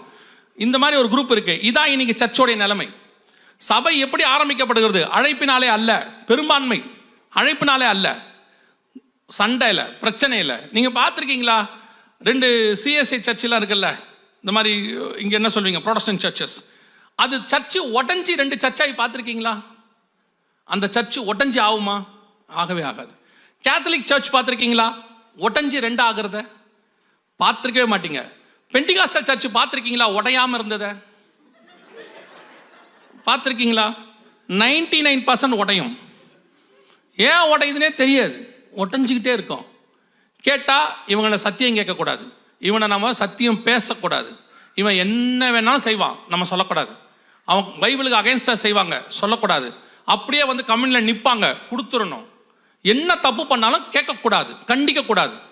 அப்படி என்று சொன்னால் அதற்கு எதுக்கு சபை? அப்படி ஒரு சபை இருக்க வேண்டிய அவசியம் இல்லை. நன்றாய் மனதில் வைத்துக் கொள்ளுங்கள், கர்த்தர் பேசாத இடத்தில் இருந்து பிரயோஜனம் கிடையாது. கர்த்தர் பேசுகிறதை நீ கேட்காவிட்டால் நீ இருந்து பிரயோஜனம் இல்லை. கர்த்தர் உங்ககிட்ட ஒன்று பேசுறாருன்னா கேட்கணும், அதுக்கு தான் சர்ச். சபை வேற எதுக்கு? சும்மா தடவி கொடுக்கறதுக்கா? தடவி கொடுக்கறதுக்கு சர்ச் வேண்டாம். சபை அன்பாவும் இருக்கும், கண்டிப்போடும் இருக்கணும். அதுதான் நீங்க சர்ச்சை வச்சிருக்கீங்க. சர்ச்சை கண்டிக்க கூடாது, எதுவும் சொல்லக்கூடாது, ஒன்றும் பண்ணக்கூடாது. அப்புறம் ஆண்டவர் பார்த்தாரு, அப்புறம் எதுக்கு சர்ச்சு, அப்புறம் எதுக்கு கம்யூனியன்? நிறுத்துறா கம்யூனியன்ட்டார். 6 மாசம் கம்யூனியனே கிடையாது சர்ச்சில். நீங்க அது யாராவது வாதிக்கப்பட்டீங்களா? கொஞ்சமாவது வாதிக்கப்பட்டீங்களா? ஐயோ கம்யூனியன் இல்லையே, என்ன செய்வோம்? ஒரு குரூப் இருக்கு, ஆண்டவர் கம்யூனியன் நிறுத்தி இருக்கிறாரு. இவங்க உடனே ஆன்லைன் ஆரம்பிச்சாச்சு, வேற வழி இல்லை, ஆன்லைன் போட்டுட்டோம். இப்போ இவங்களுக்கு ஆன்லைன் இன்னும் வசதி ஆகி போச்சு. ஏன் அப்படின்னு கேட்டா, சர்ச்சுக்காவது ரெடியாகி கிளம்பி காரில் வந்து உட்காரணும். ஆன்லைனில் அந்த பிரச்சனையும் இல்லை. அப்படியே நைட் ட்ரெஸ்ஸோடையே உட்காந்து கேட்கலாம், காஃபியோடையே கேட்கலாம். அப்புறம் பாஸ்டர் மெசேஜ் ஆரம்பிக்கும் போது கணவர் சொல்றாரு, ஏமா நீ டிஃபன் கொண்டாந்துரு, சாப்பிட்டுக்கிட்டே கேட்டுருவோம், முடிக்கிறதுக்குள்ள சாப்பிட்டு முடிச்சிருவோங்கிறாரு. அப்படியே சோஃபாவில் படுத்துக்கிட்டு கேட்கலாம், உட்காந்துக்கிட்டு கேட்கலாம். இப்போ உங்களுக்கு ஆண்டவர் திருத்தறதுக்கு எந்த வழி வச்சாலும் அதுல ஒரு லூப் லைன் கண்டுபிடிச்சிடுறீங்க நீங்க. ஆமா, அவர் கம்யூனியனை நிறுத்தி மனம் திரும்புவோன்னு சொல்லிட்டு நாம அவரை பார்த்து கேள்வி கேட்போம்னு நினைச்சா நாம அதுக்கான எந்த வழிவாசலும் திறக்கல. ஆண்டவர் பார்த்தாரு, 6 மாசம் அடைச்சு போட்டார், எல்லாத்தையும் க்ளோஸ் பண்ணி போட்டார். நீங்க மனம் திரும்பாத பட்சத்தில் நான் சொல்லுவேன், அநேகர் அதற்காக ஜெபித்தார்கள், அநேகருடைய இருதயம் பாதிக்கப்பட்டது. யாரோ ஒரு சிலர் ஆண்டவர் பார்க்க. நான் சொல்லுவேன், கொரோனாவுக்கு அப்புறம் ஒரு பெரிய கூட்டம் கர்த்தர் பக்கம் திரும்பி இருக்கிறது. அநேக சபைகள் வசனத்தின் பக்கம் திரும்பி இருக்கிறது. அப்படி திரும்பின சில சபைகள் தான் இங்கே உட்கார்ந்து இருக்கிறது. இப்போ நீங்கள் எல்லாம் கண்டிப்பாக எதுக்கு வந்திருக்கிறீங்கன்னா வசனத்துக்கு தான் வந்திருக்கிறீங்க இல்லையா? கன்ஃபார்மாக உங்களுக்கு தெரியும், இந்த ஆள் மீட்டிங்கில் அற்புதம் நடக்காது, இந்த ஆள் ஒரு தீர்க்க தரிசனம் சொல்ல மாட்டான், சொன்னானாலும் தூக்கம் வராது, இவன் எப்படியும் சொல்ல போகிறான், பூமி அதிர போகுது, நெருப்பு விழ போகுது, ஏதோ ஒன்று சொல்ல போகிறான் இல்லையா? நேற்று கூட 2 அம்மா சாட்சி சொன்னாங்க, நீங்கள் அந்த செய்தியை கேட்டால் பயமாக இருக்குது. இன்னும் என்னை வச்சு நீங்கள் பண்ணாதது ஒன்று தான், என்ன தெரியுமா? ஒழுங்காக சாப்பிடு, இல்லை அந்த ஆள் மெசேஜை போடுவேன்னு சொல்லி பிள்ளைக்கு நீங்கள் சாப்பாடு ஊட்டாமல் இருக்கீங்க என்னை காட்டி. மற்றபடி என்னை எப்படி ஆக்கி வச்சுருக்கான்னா, த மோஸ்ட் டேஞ்சரஸ் ஊழியக்காரன் மாதிரி ஆக்கி வச்சுருக்கான். அன்றைக்கி ஒரு நாள் நாங்கள் நேற்று வரைன்னு வாரம் போடுவோம், இதில் யூடியூப்பில் போடுவோம். அந்த நேற்று வரை போட்ட உடனே கீழே ஒருத்தர் வந்து கமெண்ட் போடுறாரு. நான் உட்காந்து பார்த்துட்டு இருப்பேன் அப்லோட் ஆகிற வரைக்கும். அவர் கமெண்ட் போடுறாரு, அந்த கமெண்ட்டில் எழுதுறாரு, ஆண்டவா இந்த ஆள் இன்னைக்காவது நல்லபடியாக பேசட்டும் ஆண்டவான்னு கமெண்ட் போடுறாரு. எப்படிப்பட்ட ப்ரேயர் போடுறேன் இல்லை, கவனிங்க. அப்போ சபை என்பது ஆண்டவர் ஏதோ கிருபையா இப்போ நமக்கு இறங்கி இருக்கிறார், மீண்டும் வர வச்சிருக்கிறார். வசனத்துக்காக இப்படி ஒரு கூட்டம் உருவாகி இருக்கிறது. அதைத்தான் 9ஆம் அதிகாரம் 4வது வசனம், ஓசியாவின் புஸ்தகம். ஆண்டவரை விட்டு தூரம் போன போது கர்த்தர் கம்யூனியனையும் நிறுத்தி வைத்தார். உங்களுக்கு ஒரு எச்சரிப்பை நான் சொல்லுகிறேன், கவனிங்கள். இது ஃபர்ஸ்ட் ஃபேஸ், இது ஒரு அடையாளம். கம்யூனியனை நிறுத்தினது. இந்த தடவை கர்த்தர் நம்ம மேலே கை வைக்கல. நல்லா நான் சொல்றது புரியுதா? உடன்படிக்கையை மட்டும்தான் என்ன பண்ணாரு? ஸ்டாப் பண்ணாரு, மனம் திரும்புங்கன்னு சொன்னாரு. இப்போ திருப்பி உங்களுக்கு ஆண்டவர் கொடுக்குற எச்சரிப்பு, இந்த தடவை கம்யூனியனில் கை வைக்க மாட்டாரு, நம்ம மேலே தான் கை வைப்பார். ஏன்னா வருகை நெருக்கமாயிடுச்சு. ஒரு தடவை சொல்லி கேட்காவிட்டால் கர்த்தர் வேறொன்றை கை வைப்பார். கொரோனாவில் உங்களுக்கு வச்சது வேற, அடுத்து வரக்கூடியது மிக மோசமான காலம். வெரி வெரி டேஞ்சரஸ் டைம் வந்துட்டு இருக்கு. வருகைக்கு முன்னாடி அதை நடக்கணும், அதை ஒட்டி தான் வருகையும் நடக்கணும். அப்போது இதுதான் நாம் மனம் திரும்பி அவரோடு கூட இருக்க வேண்டிய ஒரு காலகட்டம். இல்லை பழையபடி நான் அப்படியே தான் இருப்பேன், எந்த மாற்றமும் கிடையாது, நான் உலகத்தில் செய்யக்கூடிய எல்லா பாவத்தையும் செய்வேன், சர்ச்சுக்கும் வந்துட்டு போயிடுவேன் அப்படின்னா அடுத்து கர்த்தர் சபையை கை வைக்க மாட்டார், கம்யூனியனை கை வைக்க மாட்டார், நம்மளை தான் கை வைப்பார். நல்லா புரிஞ்சுக்கோங்க, இது கர்த்தர் கொடுத்ததான எச்சரிப்பு. அதைத்தான் நான் உங்களுக்கு சொல்லுகிறேன். இந்த காலகட்டத்தில் மிக முக்கியமான தீர்க்க தரிசனங்கள் எல்லாம் இந்த கொரோனா பீரியடை ஒட்டி நிறைய தீர்க்க தரிசனங்கள் ஓசியாவில் உள்ளதெல்லாம் நிறைவேறிச்சு. அதில் 2-3 மாத்திரம் பார்த்துட்டு முடிக்கலாம். வாசிங்க, ஓசியாவின் புஸ்தகம் 12ஆம் அதிகாரம் 1வது வசனம் வாசிங்க. ஓசாயா chapter 12 verses 1 வாசிங்க பார்ப்போம். இந்த வசனத்தை நல்லா கவனிங்க. ஒரு 3-4 முக்கியமான ப்ராபசிஸ் அது உள்ள இருக்கு. அந்த 3-4ஐயும் நம்ம பார்க்க போகிறோம். முதலாவதாக, எப்ராயிம் காற்றை மேய்ந்து கொண்டல் காற்றை பின்தொடர்கிறான். அப்படின்னா என்ன அர்த்தம்? காற்றை மேய முடியுமா? நான் கேட்கறது புரியுதா? காற்றை என்ன செய்ய முடியுமா? மேய முடியுமா? மேய்தல்னா என்ன? நம்மளை பொறுத்த வரைக்கும் மேய்தல்னா என்ன? ஆண்டவர் என்ன செய்கிறாரு? நம்மளை புல்லுள்ள இடங்களில் மேய்த்து அமர்ந்த தண்ணீரண்டையில் நடத்துகிறார் அப்படின்னு இருக்கு. எப்ராயிம் காற்றை மேய்ந்து ஃபீட்ஸ் அப்படின்னு இருக்கு. காற்றை மேய்ந்துனா என்ன அர்த்தம்? இப்போ நீங்கள் சங்கீதம் புஸ்தகம் 23 வாசிக்கிறீங்க, கர்த்தர் என்னை புல்லுள்ள இடங்களில் மேய்த்து அமர்ந்த தண்ணீரண்டையில் நடத்துகிறார். புல்லுள்ள இடங்களில் மேய்த்து அப்படின்னா என்ன அர்த்தம்? நம்மளை கொண்டு போய் புல் இருக்கிற இடத்துல ஆண்டவர் விடுறாரா? அவரோட ஸ்பிரிச்சுவல் தாட் என்னன்னு கேட்டீங்கன்னா, ஆண்டவர் நமக்கு ஸ்பிரிச்சுவலி என்ன கொடுக்குறாரு? ஆகாரம் கொடுக்குறாரு, ஃபீட் பண்றாரு. அதனாலே நாம் என்ன ஆகிறோம்? பலனடைகிறோம். அதே மாதிரி காற்றை மேய்தல் என்றால் என்ன? காற்று தான் நமக்கு என்னவா இருக்குது? ஃபீடு, சாப்பிட்றதுக்கு காரணமாக இருக்கிறது. சர்வைவலுக்கு அதான் காரணமா இருக்குன்னு அர்த்தம். நம்ம யாராவது காற்றை சாப்பிட்டு வாழ்றோமா? யாராவது காற்றை சாப்பிட்டு வாழ்றோமா? இல்லையா? நீங்க இன்னைக்கு வாழ்றதே காத்துனால மட்டும்தான். நான் ஆக்சிஜனை பத்தி சொல்லலை. I'm not talking about oxygen. உங்களுடையதான மொத்த சர்வைவலும் base depends upon the wind. என்ன தெரியுமா? சும்மா ஒரு ஒரு அடிப்படையாக சொல்கிறேன். செல்ஃபோன் இருக்குல்ல, எப்படி வேலை செய்யுது? எதன் அடிப்படையில் வேலை செய்யுது? காற்று இல்லாவிட்டால் செல்ஃபோன் வேலை செய்யாது. உங்களுடைய மெசேஜஸ் ஃபுல்லாக எதில் ட்ராவல் ஆகுது? காற்றுல ட்ராவல் ஆகுது. டிவி ஸ்டேஷன்ஸ், உங்களுடையதான சேட்டிலைட்ஸ்லேருந்து வரக்கூடியதான இன்ஃபர்மேஷன்ஸ், உலகத்தில் இருக்கக்கூடிய எல்லா சேனல்ஸ், நீங்கள் அனுப்பக்கூடியதெல்லாம் கொரோனாவுக்கு முன்னாடி இருந்ததை விட கொரோனாவுக்கு பின்னாடி பார்த்தீங்கன்னா, கொரோனா பீரியட்லேருந்து எல்லாமே டிபெண்டபிள் ஆன் விண்ட். இப்போ நீங்கள் சொல்கிறீங்களா ஆன்லைன்னா என்ன? நீங்கள் எல்லாமே எதில்? வைஃபை, ப்ளூடூத் எல்லாம் எதில் ட்ராவல் ஆகுது? ப்ளூடூத்தில் ஒரு வைஃபை, நீங்கள் வாட்ஸ்அப்பில் வந்து ஒரு மெசேஜ் அனுப்புறீங்க, இல்லை ஒரு வீடியோ அனுப்புறீங்க, இல்லை ஒரு இமேஜ் அனுப்புறீங்க. எப்படி இங்கே இருக்கிறது இந்தியாவில் இருக்கிறவங்களுக்கோ யூஎஸில் இருக்கிறவங்களுக்கோ உங்கள் கையில் இருக்கிறது ஒரு சின்ன இன்ஸ்ட்ருமெண்ட், அவ்வளோதான். ஒரு சின்ன இன்ஸ்ட்ருமெண்ட் இப்படி வச்சுருக்கிறீங்க. அவங்க கையில் ஒரு சின்ன இன்ஸ்ட்ருமெண்ட் இருக்குது. ரெண்டுத்துக்கு பேர் நடுவில் என்ன இல்லை? எந்த விதமான ஒயர் கனெக்ஷனோ தொடர்போ இல்லை. எப்படி நீங்கள் அனுப்புறது அடுத்த செகண்ட் அங்கே போகுது. எது வழியாக போகுது? இந்த டிரான்ஸ்ஃபர்மேஷன் மோட் என்ன? டிரான்ஸ்போர்ட் மோட் எது? காற்று தான். நீங்கள் அனுப்புகிற மெசேஜ், நீங்கள் பேசுறது, நீங்கள் அனுப்புறக்கூடிய வீடியோஸ், இமேஜஸ், இது ஒன்லி நாட் ஓன்லி வாட்ஸ்அப்பில் நான் சொல்கிறேன். இப்போது கொரோனாக்கு அப்புறம் உங்கள் படிப்பு எதில் வந்துருச்சு? Online classes. உங்கள் ஒர்க் ஃப்ரம் ஹோம் ஆன்லைன். உங்களுடையதான பேங்க் அக்கௌண்ட்ஸ் பேமெண்ட்ஸ் எதில் இருக்குது? இப்போ ஆன்லைன். எல்லாமே எதில் போயிட்டு இருக்குது?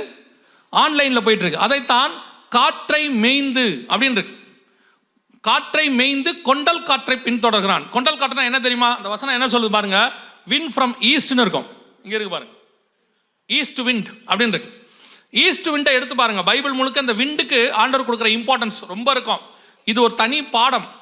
தானியேல் புஸ்தகம் 7ஆம் அதிகாரம் 2-3 வசனத்தில் வாசிச்சு பார்த்தீங்கன்னா, பூமியின் 4 திசையிலிருந்து 4 காத்துகள் பெரிய சமுத்திரத்தின் மேல் வீச கண்டேன். ஒவ்வொரு காத்துல இருந்தும் ஒரு மிருகம் எழும்பி வந்ததுன்னு இருக்கும். காத்து என்பது ஸ்பிரிட், உங்களுக்கு தெரியும், ஆவியா இருக்கு ஸ்பிரிட். தம்முடைய தூதர்களை அவர் எப்படி பயன்படுத்துகிறார்?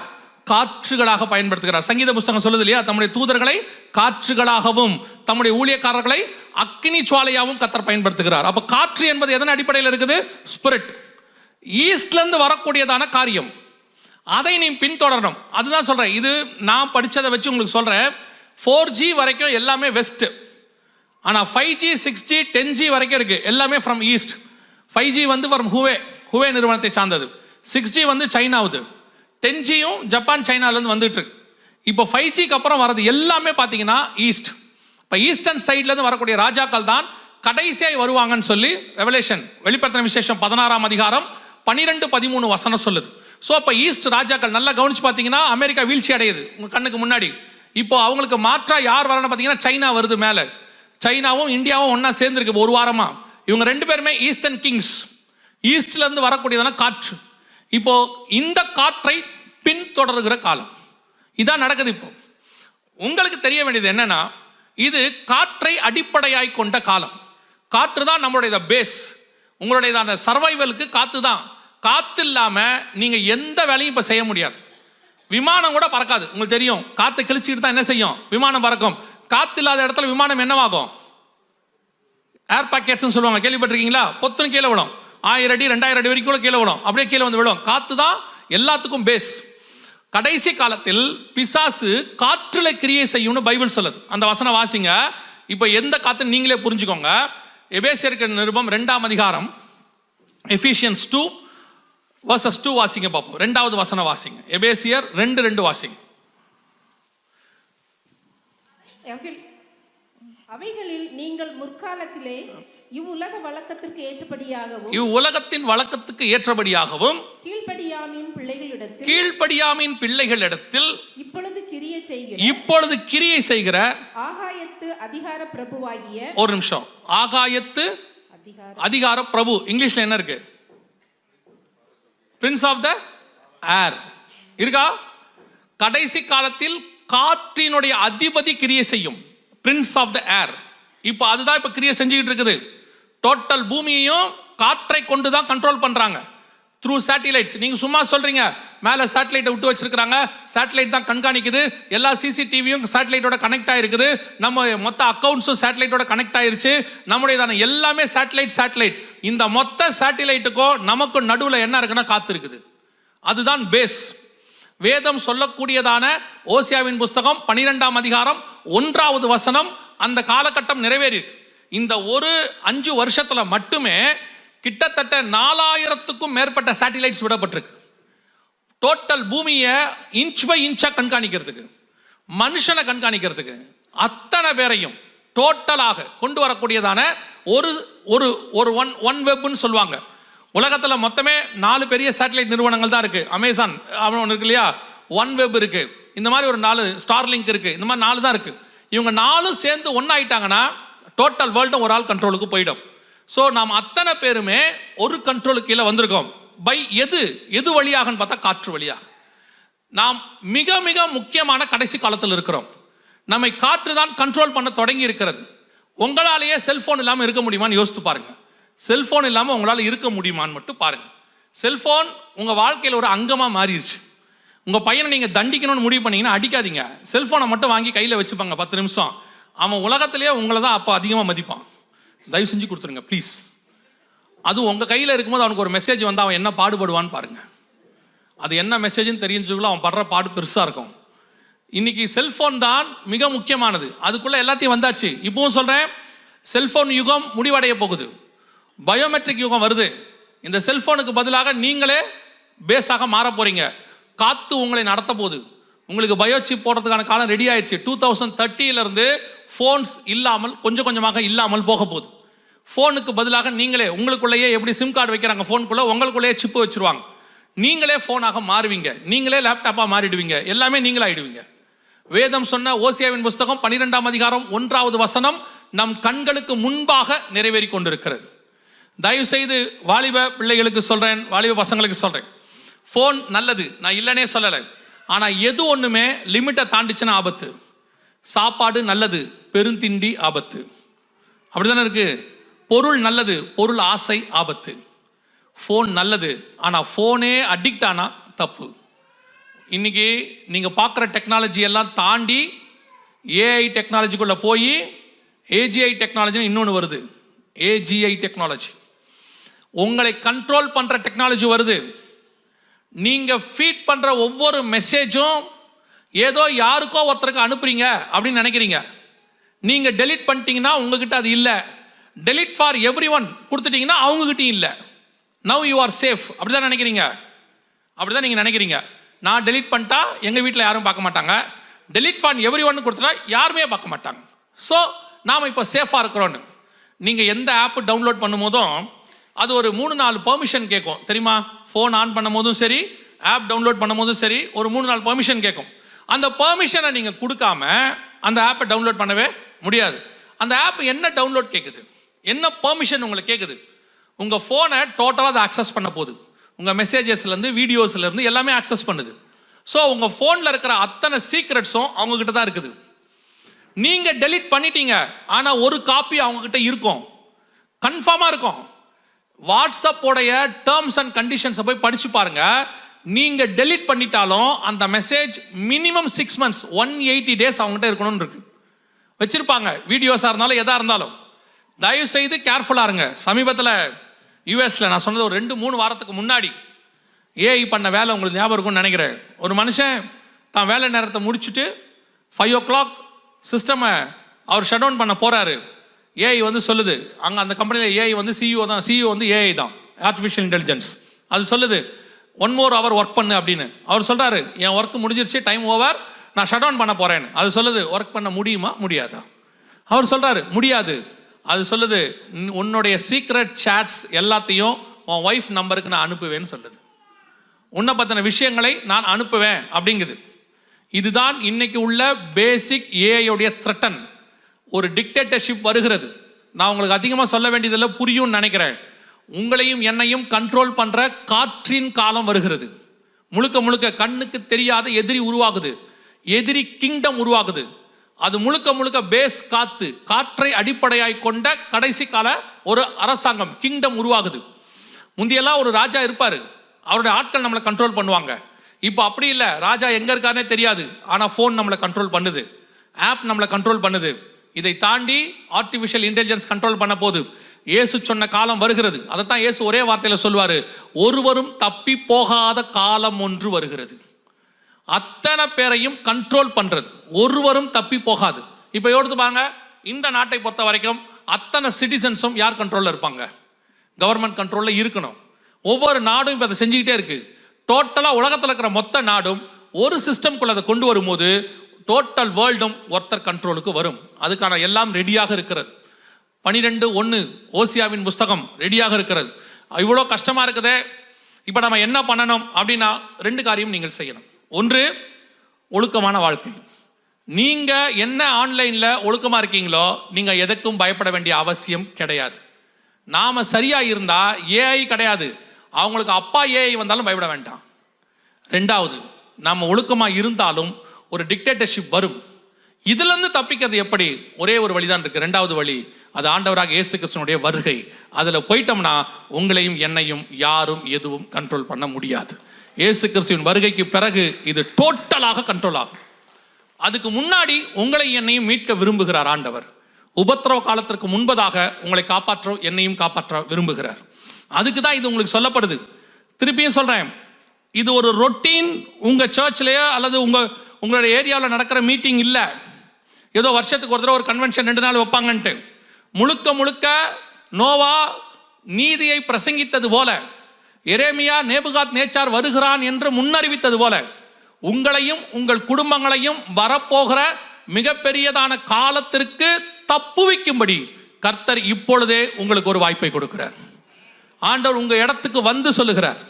அதை கேட்டு மனம் திரும்பி நீங்களும் உங்கள் பிள்ளைகளும் நோவாவை போல தயாராயிட்டீங்கன்னா வரப்போகிற பெரிய பேரழிவிலிருந்து உங்களை காப்பாற்ற கர்த்தர் வல்லமை உள்ளவராக இருக்கிறார். அல்லேலூயா. அதே ஓசியாவின் புஸ்தகம் 12ஆம் அதிகாரம் 1வது வசனத்தை திருப்பி வாசிங்க பார்ப்போம். எப்ரேம் காற்றை மேய்ந்து கொண்டை காற்றை பின்தொடர்கிறான். அவன் நாள்தோறும் பொய்யையும் கேட்டையும் வர்த்திக்க பண்ணி. இந்த லைனை பாருங்க. இதுதான் இன்னைக்கு நீங்க யூஸ் பண்ற மீடியா. நாள்தோறும் பொய்யையும் கேட்டையும் வர்த்திக்க பண்ணி. he daily increases lies and desolation. இன்னைக்கு மீடியாவில் என்ன இருக்குன்னு நினைக்கிறீங்க? நீங்கள் மீடியாவில் பார்க்கறது ஒன்று உண்மையாக இருக்கும், ஆனால் அந்த உண்மை கேடாக இருக்கும், உங்களுக்கு தேவையான உண்மையாக இருக்காது. நீங்கள் யோசிச்சு பாருங்கள், நிறைய உண்மை வருது, அந்த உண்மையெல்லாம் எதுவாக இருக்குது? அந்த விளையாட்டு வீரருக்கு எத்தனாவது கல்யாணம், அந்த நடிகைக்கு எத்தனாவது கல்யாணம், அந்த அரசியல்வாதி என்ன பண்ண போகிறாரு, இதில் உங்களுக்கு என்ன நன்மை இருக்குது? ஆனால் உண்மை. சில நேரத்தில் நன்மையான காரியம் வரும், ஆனால் பொய்யா இருக்கும். அதில் மிக முக்கியமான பொய், உங்கள் வழுக்கு தலையில் முடி வளரும். இந்த எண்ணெயை போட்டால் உடனடியாக வளரும், வளராது. ஆனால் நன்மை கேட்க எப்படி இருக்கு? நன்மை. ஆனால் என்னது அது? பொய். எல்லாம் பொய். நீங்களே பாருங்க, கொரோனா நேரத்தில் நீங்கள் எத்தனை பேர் டாக்டராக மாறினீங்க? பாதி பேர் டாக்டர் ஆனீங்களா இல்லையா? வாட்ஸ்அப்பில் எத்தனை ரெமிடி வந்துச்சு? இஞ்சியை தட்டி போட்டு சுடுதண்ணி போட்டு குடிக்கவும், மிளகை அரைத்து போடவும், வெங்காயத்தை ஊற வச்சு தின்னவும் வந்துச்சா இல்லையா? நீங்களும் பிடிக்காததே ஒன்றுமே கிடையாது. பத்தாவதுக்கு ஏற்கனவே பரிசுத்தாவியை பெற்ற நம்மளை பார்த்து டெய்லி வாட்ஸ்அப்பில் வந்தது ஆவியை பிடிக்கவும். எந்த ஆவியை பிடிக்கிறது? ஒரு ஆள் பாவம், அவருக்கு ஆவி பிடிக்கிறது என்னன்னு தெரியல போல, யாரோ சொல்லிட்டாங்க சுடுதண்ணியை அந்த மூக்குக்குள்ளே நம்ம பிடிச்சா அதுக்கு பேர் தான் ஆவி பிடிக்கிறதுன்னு. அவர் என்ன பண்ணியிருக்காரு, டீ கெட்டில் நல்லா சூடாக்கிட்டு அதுலேருந்து வரக்கூடியது மூஞ்சை வச்சுக்கிட்டு நிற்கிறாரு, வாட்ஸ்அப்பில் போட்டு விட்டுருக்காரு. இந்த டீ கெட்டில் சூடாக்கினா தண்ணி சூடாகி வெளியே வரும்ல, ஸ்டீம் வரும்ல, அதுக்கு நேராக மூஞ்சை வச்சுக்கிட்டு நிற்கிறாரு, இப்படி ஆவி பிடிக்கிறாரு. இன்னைக்கு இதான் வர்றது எல்லாம். எது போய் ஒருத்தன் போடுறான், முடி அப்படியே வளர்ந்து ரோட்டில் ஓடுது. ஏதாவது வாய்ப்பு இருக்குமா? யோசித்து பாருங்க. இது அமேசான் காட்டுக்குள்ளிருந்து நாங்கள் கொண்டு வந்த மூலிகைன்றான். முதல்ல அவனுக்கு அமேசான் பிரைமே என்னன்னு தெரியாது, அமேசான் காடுங்கிறது அப்புறம். இதுதான் நீங்க என்ன செய்றீங்க, விரும்புறீங்க. ஒன்று நன்மையா இருக்கு ஆனா பொய்யா இருக்கு, இல்ல உண்மையா இருக்கு கேடா இருக்கு. வசனம் சொல்லுது, நாள்தோறும் பொய்யையும் கேட்டையும் வர்த்திக்க பண்ணி. தயவு செய்து இந்த மீடியாவில் வரக்கூடிய எந்த நியூஸையுமே ஆராய்ந்து பார்த்து, பவுல் சொல்றாருல, தீர்க்க தரிசனத்தை அற்பமா எண்ணாதிருங்கள், ஆனாலும் ஆராய்ந்து பார்த்து நலமானதை பிடித்துக் கொள்ளுங்கள். மீடியாவில் வரத எல்லாத்தையும் நம்பாதீங்க. எல்லாமே உண்மைன்னு சொல்ல முடியாது. என்ன பொறுத்த வரைக்கும் 50-50 கிடையாது, 70-30. 70% பொய். அது அதில் வரது நிறைய விஷயம் போய். ஒரே ஒரு நியூஸ் தான் போட்டாங்க அன்னைக்கு, மியான்மரில் பெரிய பூகம்பம் வந்துச்சு, உங்க எல்லாருக்கும் தெரியும், எர்த்குவேக் வந்துச்சு. ஒரு சேனலில் பார்க்குறேன் 10,000 பேர்னு போடுறான், இன்னொரு சேனலில் பார்க்குறேன் 20,000 பேர்னு போடுறாங்க, இன்னொரு சேனலில் பார்க்குறேன் இன்னும் மீட்பு பண்ணி தொடங்கவில்லைன்னு போடுறான். ஒரே எர்த்குவேக்கு 3 பேர் 3 நியூஸ் போடுறான். இதில் எது உண்மை? இப்போ நமக்கு என்ன தெரியும்? நம்ம என்ன பார்த்துருக்கோம்? நம்மளை பொறுத்த வரைக்கும் மீடியாவில் வந்துட்டா உண்மை அப்படின்னு நம்புகிறோம். தயவு செய்து மீடியாவில் 70% பொய் வருது. உங்களுக்கு தேவை என்ன அதை மட்டும் பாருங்க. மிக முக்கியமாக இந்த ஃபார்வேர்டுன்னு ஒரு ஆவி இருக்குது உங்க எல்லாருக்கும். அந்த ஆவிக்கு பேர் ஃபார்வேர்டு ஆவி. எதை ஒன்னையும் ஃபார்வேர்ட் பண்ணாம தூக்கமே வராது. சிலருக்கெல்லாம் காலையில் இவங்க கூட வசனம் டைப் பண்ணவே மாட்டாங்க, இவங்களுக்கு யாராவது அனுப்புவாங்க வாக்குத்தத்த வசனம், அதை ஒரு 20 பேருக்கு அனுப்பிட்டு காலை 4 மணிக்கு படுத்து தூங்குறது, இருக்கிறவனெல்லாம் 4:30 மணிக்கு எழுப்பிடுறது. தயவு செய்து அந்த மெசேஜ் என்னன்னு பாருங்க, அது அந்த ஆளுக்கு பிரோஜனமான்னு பாருங்க. அதுவும் இந்த காலத்து விசுவாசிகளுக்கு ஒரு குணம், நல்ல விஷயத்தை நீங்க ஃபார்வர்ட் பண்றதே இல்லை தெரியுமா உங்களுக்கு? மகிமையின் 7 படிகள் ஃபார்வர்ட் பண்ண மாட்டீங்க. பரலோகத்துக்கு போவது எப்படி ஃபார்வர்ட் பண்ண மாட்டீங்க. நீங்க எதை ஃபார்வர்ட் பண்ணி தெரியுமா? அந்த ஊழியக்கார் குடும்பத்தில் நடந்தது என்ன, அடுத்து அப்படியே மொத்த பேருக்கு ஃபார்வர்ட் பண்றது. இப்ப அவர் குடும்பத்தில் நடந்ததுல உங்களுக்கு என்ன, இப்ப நீங்க ஃபார்வர்ட் பண்றீங்களே அவருக்கு என்ன, அந்த ஆள் குடும்பத்தில் என்னமோ நடந்துட்டு போகுது, அதை வச்சு உங்களுக்கு என்ன பிரயோஜனம்? நான் அந்த ஊழியக்கார் தப்பு பண்ணதாவே இருக்கட்டுமே, ஒருவேளை அவர் தாவீது மாதிரி போய் மன்னிப்பு கேட்டு கர்த்தர் மன்னிச்சிட்டார்னா இப்போ உங்க பிரச்சனை என்ன? நீங்க சீமையா மாறுறீங்களா இல்லையா? நல்லா கவனிங்க. நோவா தன் கூடாரத்தில் வஸ்திரம் விலகி படுத்திருந்தார், நிர்வாணமாக இருந்தார். இப்போ பையன் பார்த்துட்டு போய் 2 பேருக்கு அந்த மெசேஜை ஃபார்வர்ட் பண்றான், சேமுக்கும் யாபத்துக்கும். இப்போ அந்த 2 பேரும் அதை ஃபார்வர்ட் பண்ணாம என்ன பண்ணிட்டாங்க, டெலீட் பண்ணிட்டாங்க. டெலீட் பண்ணிவிட்டு அந்த மெசேஜை அப்பாவை கொண்டு வந்து நிர்வாணத்தை மூடிட்டாங்க. அப்பா எழுந்திருக்கிறார். எழுந்திரிச்ச உடனே நடந்த சம்பவம் என்னென்னா, ஃபார்வேர்ட் பண்ணவனுக்கு சாபம் வந்துச்சு. அவனுக்கு மட்டும் இல்லை, அவன் பிள்ளைக்கே சாபம் வந்துருச்சு. ஆனால் டெலீட் பண்ணால அவனுக்கு ஆசீர்வாதம் வந்துருச்சு. நீங்கள் ஃபார்வேர்ட் பண்ண வேண்டியது ஒரு ஊழியக்காரனையோ அல்லது விசுவாசியோ இன்னொருத்தரை பற்றிய குறைகளை அல்ல. நீங்கள் ஃபார்வேர்ட் பண்ண வேண்டியது இயேசு கிறிஸ்துவினுடைய சுவிசேஷத்தை மட்டும். நீங்கள் ஃபார்வேர்ட் பண்ணுறது சுவிசேஷமாக இருந்தால் அதில் ஒரு ஆத்மா கிடைச்சா அது உங்கள் கணக்கிலே பரலோகத்திலே கர்த்தர் வைத்துக் கொள்வார். நீங்கள் ஃபார்வேர்ட் பண்ணுறதுல ஒரு ஆள் இடல் அடைஞ்சிட்டான்னு வச்சுக்கோங்க, ஆண்டவரை விட்டு போயிட்டான்னு வச்சுங்க, எந்திர கல்லை கட்டி நரகத்தில் போட சொல்கிறார் ஆண்டவர். உங்கள் வேலை எதை ஃபார்வேர்ட் பண்ணுறதுன்னு தெரியணும்.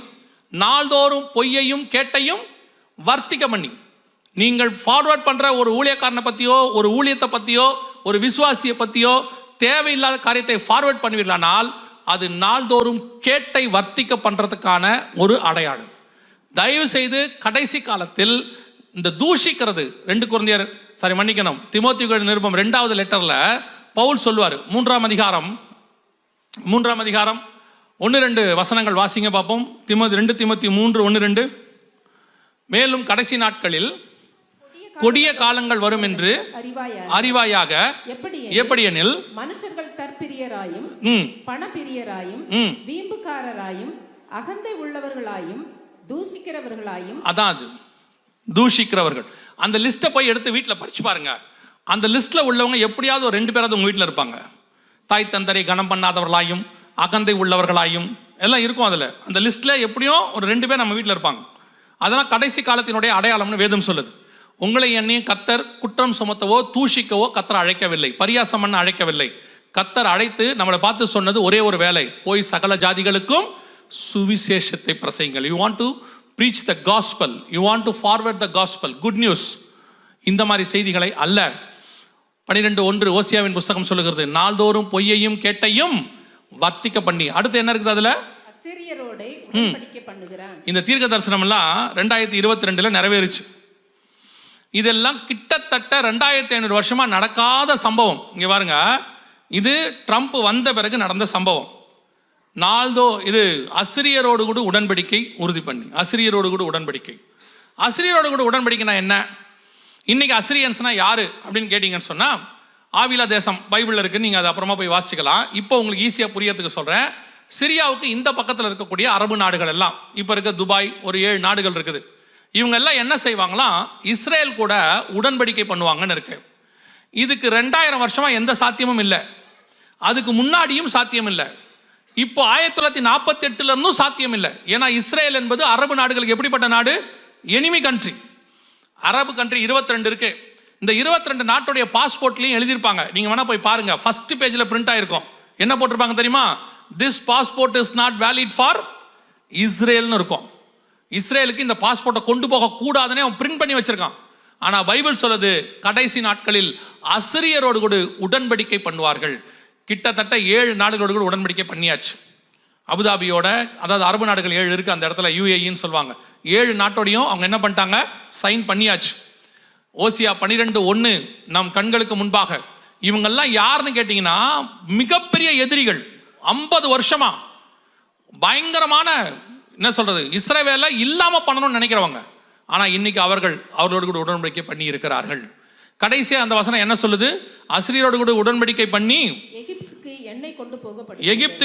எண்ணெய் கொண்டு போகப்படுகிறது. இந்த தீர்க்கதரிசனம் பாருங்க, இதெல்லாம் ஆச்சரியத்தினுடைய உச்சம். ஏன் தெரியுமா? எகிப்துல இருந்து அப்படியே பார்க்குற தூரத்தில் இருக்கதான் சவுதி அரேபியா, தபுக்குங்கிற இடத்துல ஒரே ஒரு ரெட்சியோட ஒரு பார்ட் ஓடும். இங்கிருந்து பார்த்தா சவுதி அரேபியா தெரியும், சவுதி அரேபியா பார்த்தா எகிப்து தெரியும். சவுதி அரேபியா தான் உலகத்திலேயே அதிகமாக எண்ணெய் தயாரிக்கிற நாடு. அங்க வாங்காம இஸ்ரேலுங்கிறது எதிரி நாடு, இவங்கிட்ட வாங்குவாங்கன்னு ஆண்டவர் சொல்றது பாருங்க. இந்த போது பாருங்க, உள்ள பைப் வழியா போதும். இதுக்கு பேரு லேவியாதான் மெத்தட்னு பேரு. இதுக்கு பேரு லேவியாதான் மெத்தட். இஸ்ரேல்ல இருந்து எண்ணெய் எகிப்துக்கு கொண்டு போகப்படுகிறது. 1970களில் எகிப்தில் ஒரு பிரசிடென்ட் இருந்தார், நாசர்னு. அவர் சொன்னார், இஸ்ரவேலை இல்லாமல் பண்ணுவேன் அப்படின்னு சொன்னார். ஆனா அந்த நாட்டுக்கு எண்ணெய் கொண்டு போகப்படும் அப்படின்னு வேதம் சொல்லுது. இன்னைக்கு எண்ணெய் போயிருச்சு, எகிப்துக்கு எண்ணெய் கொண்டு போகப்பட்டாச்சு, இஸ்ரேல்ல இருந்து கொண்டு போயிருக்கு. இது எல்லாமே 2022 நடந்த சம்பவம். இங்க இருக்கு பாருங்க. 2021 பிப்ரவரி 21 லேவியதான் கேஸ் ஃபீல்ட் ஈஜிப்டுக்கு கொண்டு போயாச்சு. ஓசியா 12:1 நம் கண்களுக்கு முன்பாக 100% அப்படியே நிறைவேறிவிட்டது. இதெல்லாம் நீங்க படிக்கிறதுக்கு சாதாரணமா இருக்கும். எகிப்துக்கு எண்ணெய் கொண்டு போகப்படுகிறது. இதுக்கு பின்னாடி 50 வருஷம் இருக்கு. 50 வருஷம் இந்த ப்ராஃபஸி நிறைவேறதுக்கு. நடக்கவே முடியாத ப்ராஃபஸி. ஈஜிப்ட் நினைச்சா எந்த அரபு நாடுகிட்ட இருந்து வேணா எண்ணெய் வாங்கலாம், சவுதி அரேபியா கிட்ட இருந்து வாங்கலாம். அவங்க எவ்வளோ நாடுகள், அவங்க எத்தனையோ கப்பல்கள் அவங்க ஊரை கிராஸ் பண்ணி தான் போகுது அந்த கெனால் வழியாக. ஆனாலும் வேதம் சொல்லுது இஸ்ரேல்ல இருந்து வரும். இப்ப இஸ்ரேல்ல இருந்து எண்ணெய் கொண்டு போகப்பட்டாகி விட்டது. கர்த்தர் சொன்னபடி ஓசியா 12:1 100% நிறைவேறி விட்டது. இதெல்லாம் 2021 வரைக்கும் நடந்த சம்பவம். இப்போ 2 காரியம்தான் நடக்க போகிற காரியத்தை நான் சொல்லிவிட்டு ஜெபம் பண்ணி முடிக்க போகிறேன். இது இனிமேல் நடக்க போகிறது. என்ன நடக்க போகுதுன்றது உங்களுக்கு சொல்றேன். வாசிங்க. யோவேல் புஸ்தகம் 1ஆம் அதிகாரம் 6வது வசனத்தை வாசிங்க. எண்ணி முடியாத ஒரு பலத்த ஜாதி என் தேசத்தின் மேல் வருகிறது. அதன் பற்கள் சிங்கத்தின் பற்கள், துஷ்ட சிங்கத்தின் கடைவாய் பற்கள் அதற்கு உண்டு. இது யாரை பத்தி சொல்லப்பட்டிருக்கிறது? எண்ணி முடியாத ஒரு பலத்த ஜாதி என் தேசத்தின் மேல் வருகிறது. அதன் பற்கள் சிங்கத்தின் பற்கள், அதன் துஷ்ட சிங்கத்தின் கடைவாய் பற்கள் அதற்கு உண்டு. இது யாரை பத்தி சொல்லப்பட்டிருக்கு அப்படின்னு கேட்டீங்கன்னா, இந்த வசனத்தையும் வாசித்துருங்க. அப்போ உங்களுக்கு ஈஸியா நான் சொல்றதுக்கு புரியும். யாரை பத்தி அப்படின்னா, வெளிப்படுத்தின விசேஷம் 13ஆம் அதிகாரம் 2வது வசனம். நான் கண்ட மிருகம் சிறுத்தையை போல் இருந்தது. அதன் கால்கள் கரடியின் கால்கள், அதன் வாய் சிங்கத்தின் வாய் அப்படின்னு இருக்கு. இது யாரை பத்தின்னு கேட்டீங்கன்னா, நெக்ஸ்ட் அமெரிக்காவுக்கு ஆல்டர்னேட்டா வரப்போறதான கவர்மெண்ட். இப்போ அமெரிக்கா சூப்பர் பவர்ல இருந்து கீழே விழுது. இந்த சூப்பர் பவர் விழுந்த உடனே அடுத்த சூப்பர் பவர் எழும்பணும். உங்களுக்கு தெரியும் நினைக்கிறேன். ஃபர்ஸ்ட் வேர்ல்டு வார் முடிஞ்ச உடனே இங்கிலாந்து தான் சூப்பர் பவர் டோட்டல் வேர்ல்டுக்கு. செகண்ட் வேர்ல்டு வார் முடிஞ்ச உடனே யூஎஸ் தான் சூப்பர் பவர் இன்னைய வரைக்கும். இப்போ தேர்ட் வேர்ல்டு வார் வரப்போகுது. இந்த தேர்ட் வேர்ல்டு வார் முடிஞ்ச உடனே ஒரு சூப்பர் பவராக இந்த நாடு தான் எழும்பும். யூரோப்பியன் யூனியன் 10 நாடுகள் கூட்டமைப்பு. இவங்களை பற்றி தனி மெசேஜை நம்ம கொடுத்துருக்கோம். யூடியூப்ல இருக்கு, நீங்கள் பார்த்துருக்கலாம். ஒரு சிலர்லாம் சொன்னாங்க, இந்த நேற்று நீங்கள் எடுத்த மெசேஜ்லாம் பார்த்துருக்கோன்னு. இதெல்லாம் யூடியூப்ல இருக்கு. ஆனால் அப்டேஷன்ஸ் இப்போ இடையில நடந்த அப்டேஷன்ஸும் இதில் சேர்த்துருப்போம். அதனால தான் அதை எடுக்கிறோம். இப்போ யூரோப்பியன் யூனியன் இதுதான் அடுத்த சூப்பர் பவர். ஆன்டி கிரைஸ்டோடைய கவர்மெண்ட் இதுதான் சிங்கத்தின் வாய். வெளிப்படுத்தல் 13:2 சொல்லப்பட்டது. இந்த பலத்த ஜாதி எழும்பி வரும். யாருக்கு விரோதமாக? இஸ்ரவேலுக்கு விரோதமாக. இப்ப நல்லா கவனிச்சு பார்த்தீங்கன்னா, அமெரிக்கன் டாலர் விழ தொடங்கிருச்சு. யூரோ ஸ்ட்ராங் ஆகிட்டே இருக்குது கொஞ்சம் கொஞ்சமா. அமெரிக்கன் டாலரை விட யூரோ என்ன ஆகுது? ஸ்ட்ராங் ஆகிட்டே போகுது. இப்போ டைம்ஸ் ஆஃப் இந்தியாவில் எழுதியிருக்காங்க, why euro is stronger than US அப்படின்னு அவங்க ஒரு ஆர்டிக்கலை எழுதியிருக்கிறாங்க. இப்போ நம்ம கண்ணுக்கு முன்னாடி அடுத்த வல்லரசு எழும்புகிறது. இதுதான் யோவேல் 1:5 சொன்னது. நேற்று நம்ம சொன்னோம், ஒரு வார் ஒன்று வரப்போது, பெரிய வார் அடுத்து நம்ம ஃபேஸ் பண்ண போறோம்னு. அந்த வாருடைய முடிவில் தான் இந்த கவர்மெண்ட், இதுதான் ஆன்டி கிரைஸ்டோடைய கவர்மெண்ட்.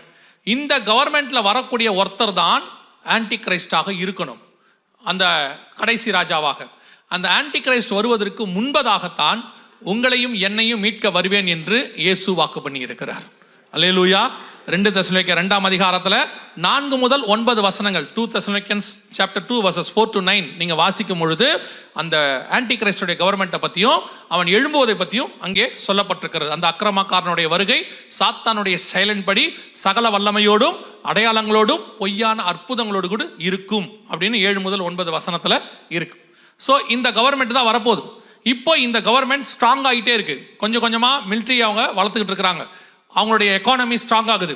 இப்போ அவங்களுடையதான பார்லிமெண்ட் கிட்டத்தட்ட 783 நினைக்கிறேன் ஒரு பார்லிமெண்ட் மொத்தம் பேர் இருக்காங்க. எல்லாம் ஸ்ட்ராங் ஆகிட்டே இருக்கு.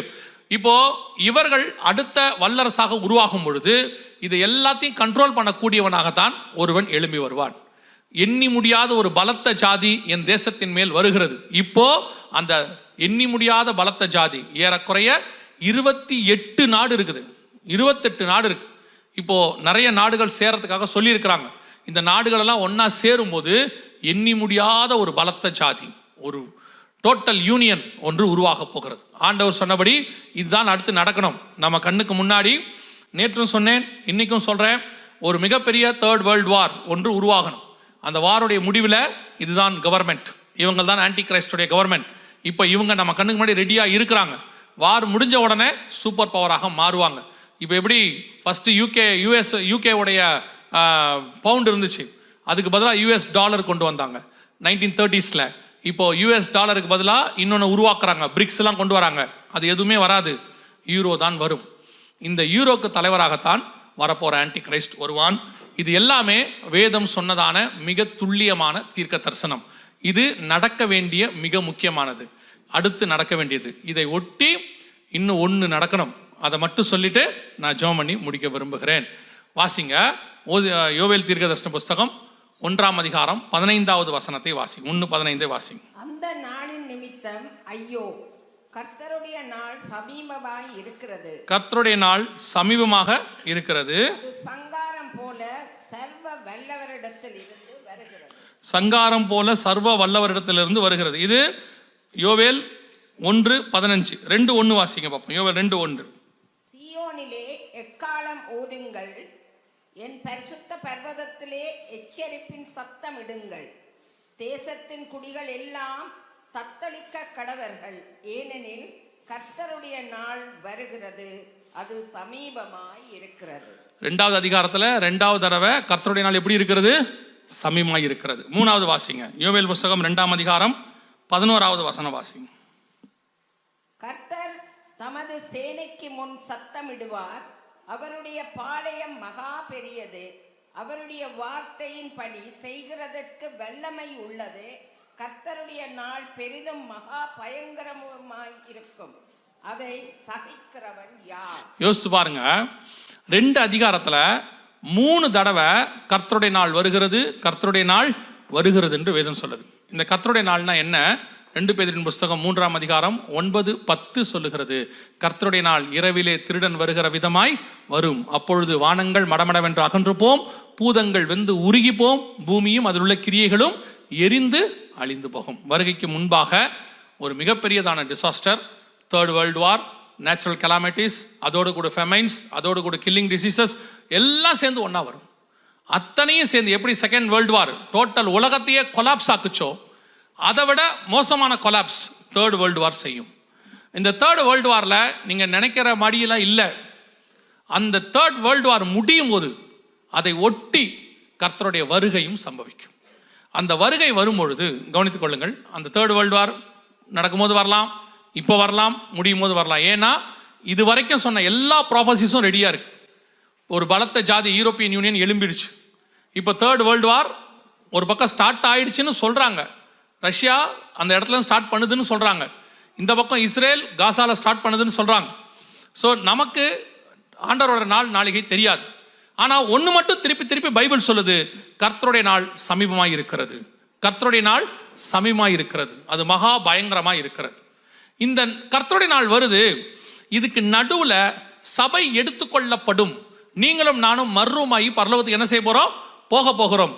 இந்த சம்பவம் அதான் ரொம்ப ஆச்சரியம். நிறைய பேர் கேட்பாங்க, இந்த ரகசிய வருகை சபை எடுத்துக்கொள்ளப்படுதல் பைபிளில் இருக்கா அப்படின்னு சொல்லிலாம் கேட்பாங்க. அந்த ஒரே ஒரு வசனத்தை மட்டும் வாசிக்க போகிறோம். யோவேல்ல ஆண்டவர் எவ்வளோ தெளிவாக சொல்லி வச்சிருக்காரு பாருங்க. வாசிச்சுட்டு நம்ம ஜெபம் பண்ண போகிறோம்.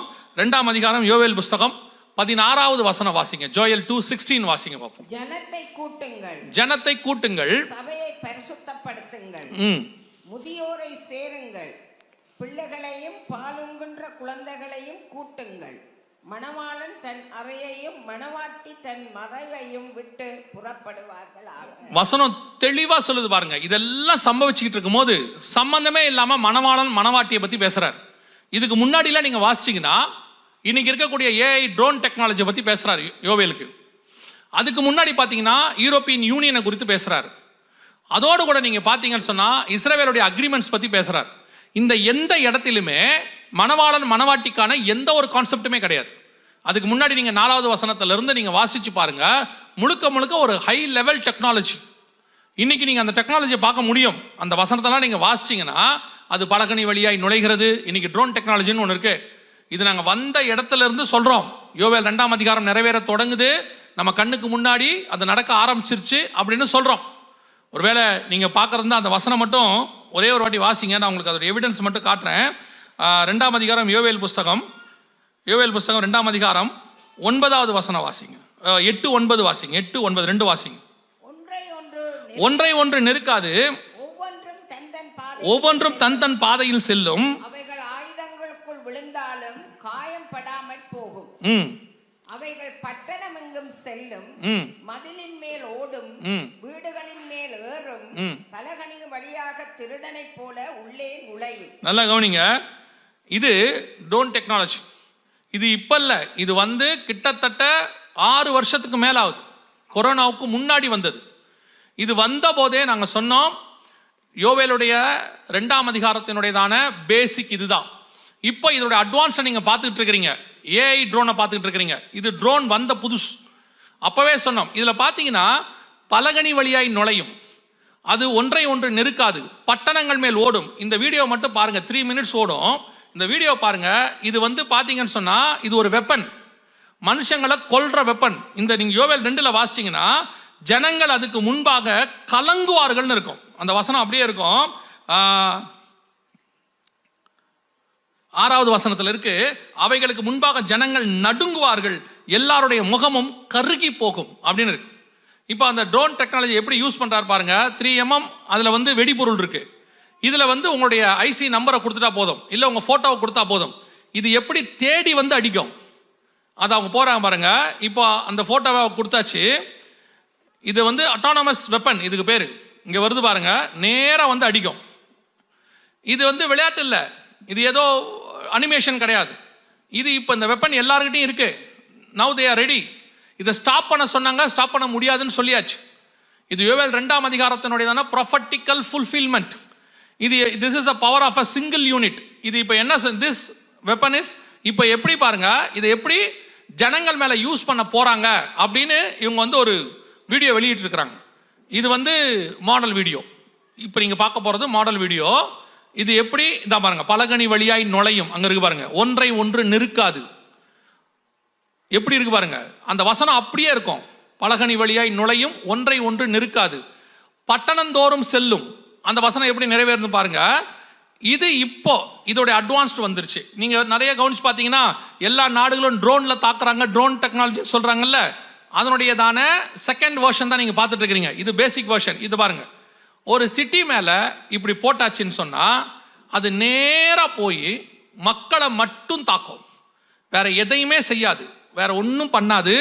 இதோட ஒத்த வசனம் வெளிப்படுத்தல் 9:4 இருக்குது. நான் அப்புறமா உங்களுக்கு அந்த வசனத்தை சொல்றேன். இப்போ இதை பாருங்க, இது எப்படி போய் ஜனங்களை தாக்க போகுதுன்னு பாருங்க. இப்போ பட்டணங்கள் மேலே செல்லுன்னு இருக்கு இல்லையா, அது எப்படி போக போகுதுன்னு பாருங்க. பைபிள் என்பது நம் கண்களுக்கு முன்பாக நிறைவேறக்கூடிய வசனங்களை கொண்டது. ஏதோ இது வந்துட்டு அந்த காலத்தில் உள்ளதான ஏதோ ஒரு ஹிஸ்டாரிக்கல் புக்கு அப்படின்னு நினைக்கிறீங்க. இது போது பாருங்க, இப்போ இது புறப்பட்டு போகும், ஒவ்வொரு சிட்டிக்கு மேலே போகும். இந்த போது பாருங்க, இது வந்து ஆக்சுவலாக மாடல் வீடியோ தான். இப்போ அவங்க இந்த மாதிரி தான் போக போகுதுன்னு அவங்க சொல்கிறாங்க. மொத்தத்தையும் அவங்க என்ன பண்ணிடுவாங்கன்னா ஸ்டோர் பண்ணிடுவாங்க. ஒரு ஒரு ஒரு டீட்டெயிலாக ஒரு சிட்டியோடைய மொத்த, இப்போ நீங்கள் ஒரு சிட்டியை பற்றின எல்லா காரியமும் சிஸ்டமில் இருக்கும். அதை எடுத்து இதில் கொடுத்துட்டா போதும், துரத்தி அடிக்குது பாருங்க. ஆளை தேடும், அந்த நம்பருக்குரிய ஆள் யாரு, அந்த ஃபேஸ் ரெகக்னிஷன் சிஸ்டம் எல்லாத்தையும் தேடும். இதுதான் இன்னைக்கு உள்ளதான இப்போ உள்ளதான டெக்னாலஜி. இது யோவேல் 2ஆம் அதிகாரத்தில் நீங்கள் வாசிக்கும் பொழுது 2வது வசனத்திலிருந்து இருக்கு. கர்த்தர் சொன்னபடி நம் கண்களுக்கு முன்பாக இவ்வளோ காரியங்களும் துல்லியமாக நடக்குது. இவைகளுக்கு நடுவில் தான் ஆண்டவர் சொல்றாரு 16வது வசனத்தில், ஜனத்தை கூட்டுங்கள், சபையை பரிசுத்தப்படுத்துங்கள், முதியோரையும் பால் உண்ணுகிற குழந்தைகளையும் கூட்டுங்கள். காரணம் என்னன்னா, மணவாளன் தன் அறையையும் மணவாட்டி தன் மறைவையும் விட்டு புறப்படுவார்களாக. அப்படின்னா என்ன அர்த்தம்? மணவாளன் மணவாட்டி என்பது உங்க எல்லாருக்கும் நல்லா தெரியும். மணவாளன் என்பது இயேசு கிறிஸ்துவை குறிக்கிற வார்த்தை, மணவாட்டி என்பது சபையை குறிக்கிற வார்த்தை. பழைய ஏற்பாட்டில் சபையை ஒரு இடத்துல கூட கர்த்தர் மணவாட்டின்னு சொல்ல மாட்டார், மணவாட்டிங்கிற வேர்டை யூஸ் பண்ணவே மாட்டார். புதிய ஏற்பாட்டு சபைக்கு தான் மணவாட்டிங்கிற பேர் உண்டு. உன்னத பாட்டில் தான் சபையை தான் கர்த்தர் என்ன சொல்றாரு, மணவாட்டின்றார். 2 கொரிந்தியர் 11 பவுல் சொல்றாரு, உங்களை கற்புள்ள கன்னிகையாக ஒரே புருஷனுக்கு என்ன செய்யறேன், ஒப்பு கொடுக்கிறேன்றார். வெளிப்படுத்தல் 21ஆம் அதிகாரம் 22ஆம் அதிகாரம் 17 சொல்லுது, ஆவியும் மனவாட்டியும் வா என்பார்களாக அப்படின்னு. ஸோ அந்த மனவாட்டி கான்செப்ட் என்பது நியூ டெஸ்ட்மென்ட் சர்ச், அதை குறிக்கிற வார்த்தை. இப்போ யோவேல்ல வசனம் சொல்லுது 2:16, மணவாளன் தன் அறையையும். அப்படின்னா என்ன அர்த்தம்? இயேசு கிறிஸ்து ஃபாதர்ஸ் சாம்பர்ல இருந்து வராருன்னு இருக்கு, வலது பாரிசத்திலிருந்து ஃபாதர்ஸ் சாம்பர். மணவாளன் தன் அறையையும், அடுத்து மணவாட்டி தன் மறைவையும் விட்டு. அதோட அர்த்தம் என்ன தெரியுமா? உங்க எல்லாருக்கும் தெரிஞ்ச வசனம், கண்மலையின் வெடிப்புகளிலும் சிகரங்களின் மறைவிடங்களிலும் தங்கியிருக்கிற என் புறாவே உன் முகரூபத்தை காண்பி. நீங்கள் நான் இப்ப எங்க இருக்கிறோமா? இயேசு கிறிஸ்துனுடையதான காயங்களுக்குள்ள மறைந்து இருக்கிறோமா? கண்மலையின் வெடிப்புக்குள்ள இருக்கிறோமா? இதைத்தான் வசனம் சொல்லுது. இந்த வெடிப்புக்குள்ள இருக்கக்கூடியதான சபையும் இயேசு கிறிஸ்துவும் புறப்பட்டு பரலோகத்துக்கு போக போகிறார்கள் என்கிறதான ரகசிய வருகை, சபை எடுத்துக்கொள்ளப்படுற ராப்சருக்கான வசனம் இது. புதிய ஏற்பாட்டை பொறுத்த வரைக்கும் பகிரங்க வருகைனா இயேசு என்ன செய்வார்? ஒலிவ மலையில் வந்து இறங்குவார் அர்மேகதானுக்கு. ஆனா இது எடுத்துக்கொள்ளப்படுதல். இப்ப சொல்லுங்க, நமக்கு எவ்வளவு நேரம் இருக்குன்னு பாருங்க, நம்ம எந்த காலகட்டத்தை சார்ந்தவங்கன்னு பாருங்க. யோவேல் 2ஆம் அதிகாரத்தில் இருக்கிற டெக்னாலஜி வரைக்கும் ரெடியா இருக்குது. 1ஆம் அதிகாரத்தில் இருக்கிற எழும்பி வர வேண்டிய எண்ணி முடியாத பலத்த ஜாதி ரெடியாக இருக்கிறது. நம்ம கண்ணுக்கு முன்னாடி நிறைவேற வேண்டிய எல்லா தீர்க்க தரிசனங்களும் ரெடியாக இருக்கிறது. சபைக்கு கர்த்தர் கொடுக்கிற எச்சரிப்பு இப்பவும் சொல்றேன், நான் சாட்சியாய் சொல்றேன், உங்களிடத்தில் நான் அனுப்பி வைக்கப்பட்டது உங்களிடத்திலிருந்து பெற்றுக்கொள்வதற்கு அல்ல. வரப்போகிறதான மிகப்பெரியதான ஈவென்ட், பரலோகத்திற்கு ஒரு பெரிய கூட்டம் புறப்பட்டு வரப்போகிறது. அந்த கூட்டத்தில் இந்த பட்டணத்திலிருந்தும் இவ்வளவு பேரும் வர வேண்டும் என்பது கர்த்தருடையதான திட்டம். அதை கர்த்தர் உங்களுக்கு முன்னறிவித்திருக்கிறார், எச்சரிப்பாக கொடுக்கப்படுகிறது. இந்த எச்சரிப்புக்கு நீங்கள் செவி சாய்ப்பீர்களானால், யோனா காலத்து ஜனங்களைப் போல செவி சாய்ப்பீர்களானால், கர்த்தர் உங்களை தம்மோடு கூட வருகையில் எடுத்துக்கொள்ளப்பட போகிறார். ஆனால் நோவா காலத்து ஜனங்களைப் போல வசனம் சொல்லுகிறது, அவைகள் கீழ்ப்படியாமல் போன ஆவிகள் என்று வேதம் சொல்லுகிறது. அவர்கள் எப்படி இருந்தார்களாம்? வெள்ளம் வந்து வாரிக்கொண்டு போகும் அளவும் எப்படி இருந்தாங்களாம்? உணராதிருந்தார்கள் இருக்கு. இவ்வளோ செய்தி கேட்குறீங்க, இவ்வளோ வசனம் கேட்குறீங்க. இப்பவும் சொல்றேன், அப்படி அந்த இதை தாண்டின உடனே ஒரு சிலர், எல்லாரையும் சொல்லலை, ஒரு சிலர் அப்படி தாண்டின உடனே எந்த ரெஸ்டாரண்ட் போகலாம், அங்கே மூடி இருப்பாங்க, இங்கே திறந்துருப்பாங்க, அங்கே நல்லா இருக்காது, இங்கே நல்லா இருக்கும், இயேசு வராராமே வரும்போது பார்த்துக்கலாம், முதல்ல இன்னைக்கு நைட் என்னன்னு பாரு. ஒரு கூட்டம் இருக்கு, இதுதான் உணராது இருக்கிற கூட்டம். என்ன சொன்னாலும் மண்டையில ஏற மாட்டேங்குது. இது உங்களை மட்டுமல்ல, உங்களையும் உங்கள் சந்ததிகளையும் பாதிக்க போகிற விஷயம். இல்லைன்னா உங்களுக்கு ஏன் ஆண்டவர் இந்த செய்தியை கொண்டு வந்து கொடுக்கணும்? யோசிச்சு பாருங்க. ஆண்டவர் எல்லா பகுதிகளிலும் இதை சொல்லிக் கொண்டிருக்கிறார். திருப்பியும் சொல்றேன், இனி காலம் செல்லாது, இனி காலம் கண்டிப்பாக செல்லாது. வெகு சீக்கிரத்தில் ஆண்டவர் வரப்போகிறார். நம்மை 2000 வருஷமா காத்திருக்க வச்சிருக்கிற ஆண்டவருடைய காத்திருப்புதல் முடிவடைகிற போகிறது. நெடுநாள் காத்திருத்தல் இருதயத்தை இழைக்க பண்ணும். விரும்பினது வரும்பொழுதோ ஜீவ விருட்சம் போல இருக்கும். அந்த ஜீவ விருட்சம் வேற யாரும் இல்லை, ஆண்டவராகிய இயேசு கிறிஸ்து. இப்ப நான் இந்த வருகையில போகணும். பைபிள் தெளிவா அந்த வசனம் சொல்லுது, ஜனத்தை கூட்டுங்கள், சபையை பரிசுத்தப்படுத்துங்கள். Church want to become the holy. வெறும் ஹோலி ஹோலின்னு பாடினா பத்தாது. வசனம் அப்படித்தான் இருக்கு. அவன் துதிகளில் பிரியப்படாம கர்த்தர் எங்க வந்துட்டாராம்? நம்ம துதிக்க வந்து. நான் ஆக்சுவலாக இவங்க நல்லா வர்ஷிப் பண்ணாங்க நேற்று இன்னைக்கு, நான் இவங்கள சொல்லலை, இன்னைக்கு உள்ள கடைசி காலத்தை வர்ஷிப்பை சொல்கிறேன். Anton brother worship really excellent. நேற்று பார்த்தேன், ஐ ஃபீல் த வர்ஷிப். இன்னைக்கு யார் பண்ணாங்கன்னு தெரியாது, நான் வெளியே உட்காந்து தான் வர்ஷிப் பண்ணிட்டு இருந்தேன். Excellent worship. ஆவியானவர் அங்கே அசைவாடினதை பார்க்க முடிஞ்சிச்சு. நான் உங்களை சொல்லலை, பொதுவாக இன்னைக்கு கடைசி காலத்தில் இருக்கக்கூடியது. இன்னைக்கு சபை பரிசுத்தப்பட வேண்டும். கவனிச்சுக்கொள்ளுங்க. உங்க கூட இருக்கிற கணவர், உங்க கூட இருக்கிற மனைவி, உங்க பாஸ்டர்கிட்ட சாட்சி வாங்குறது முக்கியம் இல்லை, பரலோகத்துக்கு தான் நீங்க யார் என்பது தெரியும். நம்ம மனுஷனை ஏமாத்திரலாம், கர்த்தரை ஏமாத்தவே முடியாது. அப்படித்தானே இருக்குது. கர்த்தரை என்ன செய்ய முடியாது? ஏமாத்த முடியாது. நீங்க மனுஷங்கிட்ட நல்ல சாட்சி வாங்க பாக்குறீங்க, அவர்கிட்ட நல்ல சாட்சி வாங்கினா போதும். சிலர்லாம் சில பாவங்களை யாருக்கும் தெரியாம செய்யறதுல சாமர்த்தியசாலி, யாருக்கும் தெரியாம செய்யறதுல அவர் பெரிய சாமர்த்தியசாலியா இருக்கிறதுல அவர் பெரிய விசுவாசி. 10 வருஷமா மெயின்டைன் பண்றேன், யாருக்கும் தெரியாது. ஆண்டவர் சொல்வார், படுபாவி, முதல் நாளே எனக்கு தெரியும்டா, உன்னை விட்டு வச்சிருக்கேன், இன்றாவது நீ மனம் திரும்பணும்னு என்ன பண்ணி வச்சிருக்கேன்? விட்டு வச்சிருக்கிறேன். கர்த்தர் நினைச்சார்னா ஒரே நாளில் நம்மளை காலி பண்ணிட்டு போயிட்டே இருப்பாரு. அவர் காட்டி கொடுக்கிற தேவன் அல்ல, அவர் திருத்த விரும்புகிற தேவன். யூதாசையே கர்த்தர் காட்டி கொடுக்க விரும்பல, யூதாசையும் திருத்த தான் கர்த்தர் விரும்பினார். அதே தேவன் தான் உங்களையும் திருத்த விரும்புகிறார். நாம லாஸ்ட் மொமெண்ட்ல இருக்கோம், லாஸ்ட் மினிட்ல இருக்கோம். எப்போ வேணாலும் கர்த்தருடைய வருகை சம்பவிக்கும். அல்லேலூயா. இந்த வருகையில் நான் போகணும், என்ன செய்யணும்? முதலாவதாக இயேசு கிறிஸ்துவின் ரத்தத்தினாலே பாவ மன்னிப்பின் நிச்சயத்தை பெற்றிருக்க வேண்டும். இயேசு என் பாவத்தை மன்னிச்சாருங்கிற நிச்சயம் இருக்கணும். நாங்கள்லாம் யார் தெரியுமில்ல, 3 தலைமுறை கிறிஸ்டின், 4 தலைமுறை கிறிஸ்டின். நாங்கள்லாம் ஃபஸ்ட்டு ஆஸ்திரேலியாவில் முதல் சர்ச்சுக்கு முதல் செங்கல் நாங்கள் தான் வச்சோம். ரொம்ப சந்தோஷம். இன்றைக்கி கர்த்தருக்குள்ளே இருக்கிறீங்களான்றது தான் முக்கியம். 3.5 வருஷம் இயேசு கூட யூதாஸ் இருந்தான். அவன் 3.5 வருஷமும் அப்போஸ்தலன், 3.5 வருஷம் அற்புத அடையாளங்களை செஞ்சவன். கடைசி 3 நாளில் கெட்டவனாக மாறிட்டான். ஆனால் வாழ்நாள் ஃபுல்லாக ஒருத்தன் திருடனாக இருந்தான். கடைசி 6 மணி நேரத்தில் நல்லவனாக மாறிட்டான். இவன் பாதாளத்துக்கு போயிட்டான், அவன் பரதீசிக்கு போயிட்டான். நீங்கள் ஆரம்பத்துலேருந்து எப்படி இருந்தீங்கன்னு முக்கியம் இல்லை, இயேசு வரும்போது எப்படி இருக்கிறீங்க அதான் முக்கியம். இன்றைய ரட்சண்ய நாள். இன்னைக்கு ஆண்டவர் உங்களுக்கு ஒரு அழைப்பை கொடுக்கிறார். இனி வரைக்கும் இருந்தது போகட்டும், பழையவைகள் எல்லாம் ஒளிந்து போகட்டும், எல்லாம் புதிதாகின. ஆண்டவர் ஒன் மோர் சான்ஸ் உங்களுக்கு கொடுக்கிறார். இப்போ உங்களை இன்னும் விரும்புகிறார். ஆண்டவர் இப்போ விரும்புவாரா? இது வரைக்கும் செஞ்சதெல்லாம் வாட் எவர் இட் இஸ், இயேசு கிறிஸ்துவின் ரத்தம் சகல பாவங்களை மன்னிக்கும். ஒன் மோர் சான்ஸ் கர்த்தர் கொடுக்க விரும்புகிறார். வருக வரைக்கும் தான் அந்த சான்ஸ், அதுக்கப்புறம் இந்த ஆஃபர் போயிடும். உங்கள் பாஷையில் சொன்னால் அது வரைக்கும் தான் அந்த சான்ஸ். 2வது, பிதா குமாரன் பரிசுத்தாவின் நாமத்தினாலே தண்ணீரில் மூழ்கி ஞானசானம் எடுத்திருக்கணும். வேற எந்த ஞானசானமும் பைபிள் சொல்லலை. நான் குழந்தையில் எடுத்தேன், சின்ன வயசில் எடுத்தேன், எனக்கு எப்போ எடுத்தனே தெரியாது, என்னெல்லாம் 3வது நாளில் கொடுத்தாங்க, 30வது நாளில் கொடுத்தாங்க. ஞான ஸ்நானம் என்பது ஞானம் வந்த பிறகு எடுக்கிற ஸ்நானம் தான் ஞான ஸ்நானம். ஞானம் எப்போ வரும்? நீதிமொழிகள் 1:7 சொல்லுது, கர்த்தருக்கு பயப்படுதலே ஞானத்தின் ஆரம்பம். எப்போ கர்த்தருக்கு பயப்படுவோம்? வசனம் சொல்லுது, தீமை விட்டு விலகுதலே கர்த்தருக்கு பயப்படுகிற பயம். அப்போ ஞானஸ்நானம் எப்போ எடுக்கணும் தெரியுமா? தீமை விட்டு விலகி கர்த்தருக்கு பயந்து இனி பாவம் செய்ய மாட்டேன் அறிக்கை செய்து பாவத்துக்கு மரித்து நீதிக்கு உயிர்த்தெழுதல், இந்த ஞானஸ்நானத்தை எடுக்கணும். இதைத்தான் ஒரே லைன்ல இயேசு சொன்னாரு, விசுவாசம் உள்ளவனாகி ஞானஸ்நானம் பெறுகிறவனே ரட்சிக்கப்படுவான். ஸோ ஞானஸ்நானம் தண்ணியில மூழ்கி எடுத்திருக்கணும், பிதா குமாரன் பரிசுத்தாவின் நாமத்தினால. அது அவசியமா, தேவையா? ஒரு சிலர்லாம் கேள்வி கேட்பாங்க, ஒரு அழகான கேள்வி கேட்பாங்க, கல்ல ஞானஸ்நானம் எடுத்தானா, அவன் பரதீசிக்கு போலையா? பக்கத்தில் இருக்கிற இயேசுநாதர் எடுத்தாரா இல்லையா? கல்லை எடுக்கலன்னு வச்சுக்கோங்களேன், இயேசுநாதர் எடுத்தாரா இல்லையா? இப்போ நீங்க ஃபாலோ பண்றது இயேசுவியா கல்லனையா? நீங்க கல்லனா இருந்தா கல்லனை ஃபாலோ பண்ணுங்க, நல்லவனா இருந்தா இயேசுநாதரை ஃபாலோ பண்ணுங்க. இப்போ அவ்வளோ பெரிய தேவன் எடுத்திருக்கிறாரு, இது அவர் மரமண்டைக்கு ஏறல. கல்லை எடுத்தானா, கல்லை எடுத்தானா, இவன் கல்லன். அதனால இவனுக்கு யார் தான் தெரியுது? கல்லன் தான் தெரியுறான். கல்லை எடுக்கல இல்லையா? கல்லை எடுக்கல, அவன் பரலோகத்துக்கும் போல, ஆவிகள் இளைப்பாறுகிற பாரடைஸுக்கு தான் போனான். இயேசு எடுத்தார், அவர் பரலோகத்துக்குள்ளே பிரவேசித்திருக்கிறார். ஒருவன் ஜலத்தினாலும் ஆவியினாலும் பெறவாவிடில் பரலோக ராஜ்யத்தில் பிரவேசிக்க முடியாது. ஸோ ஞானஸ்நானத்துக்கு ஒப்பு கொடுங்க.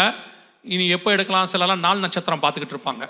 ஒரு சிலர்லாம் சொல்லுவாங்க, நான் யோர்தானில் போய் எடுக்கிறேன்னு. நீ எடுக்கவே மாட்டேன் கடைசி வரைக்கும்.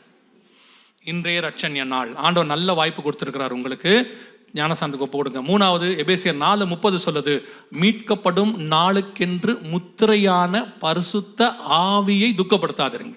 கொஞ்சம் பேர் சொல்றாங்க இப்பெல்லாம் கடைசி காலத்தில், பரிசுத்த ஆவிலாம் உண்மை இல்லைங்க, அதெல்லாம் ஒண்ணுமே இல்லை, ஜஸ்ட் அது பவர் அவ்வளோதான்றாங்க. என்ன எலக்ட்ரிசிட்டி பவரா?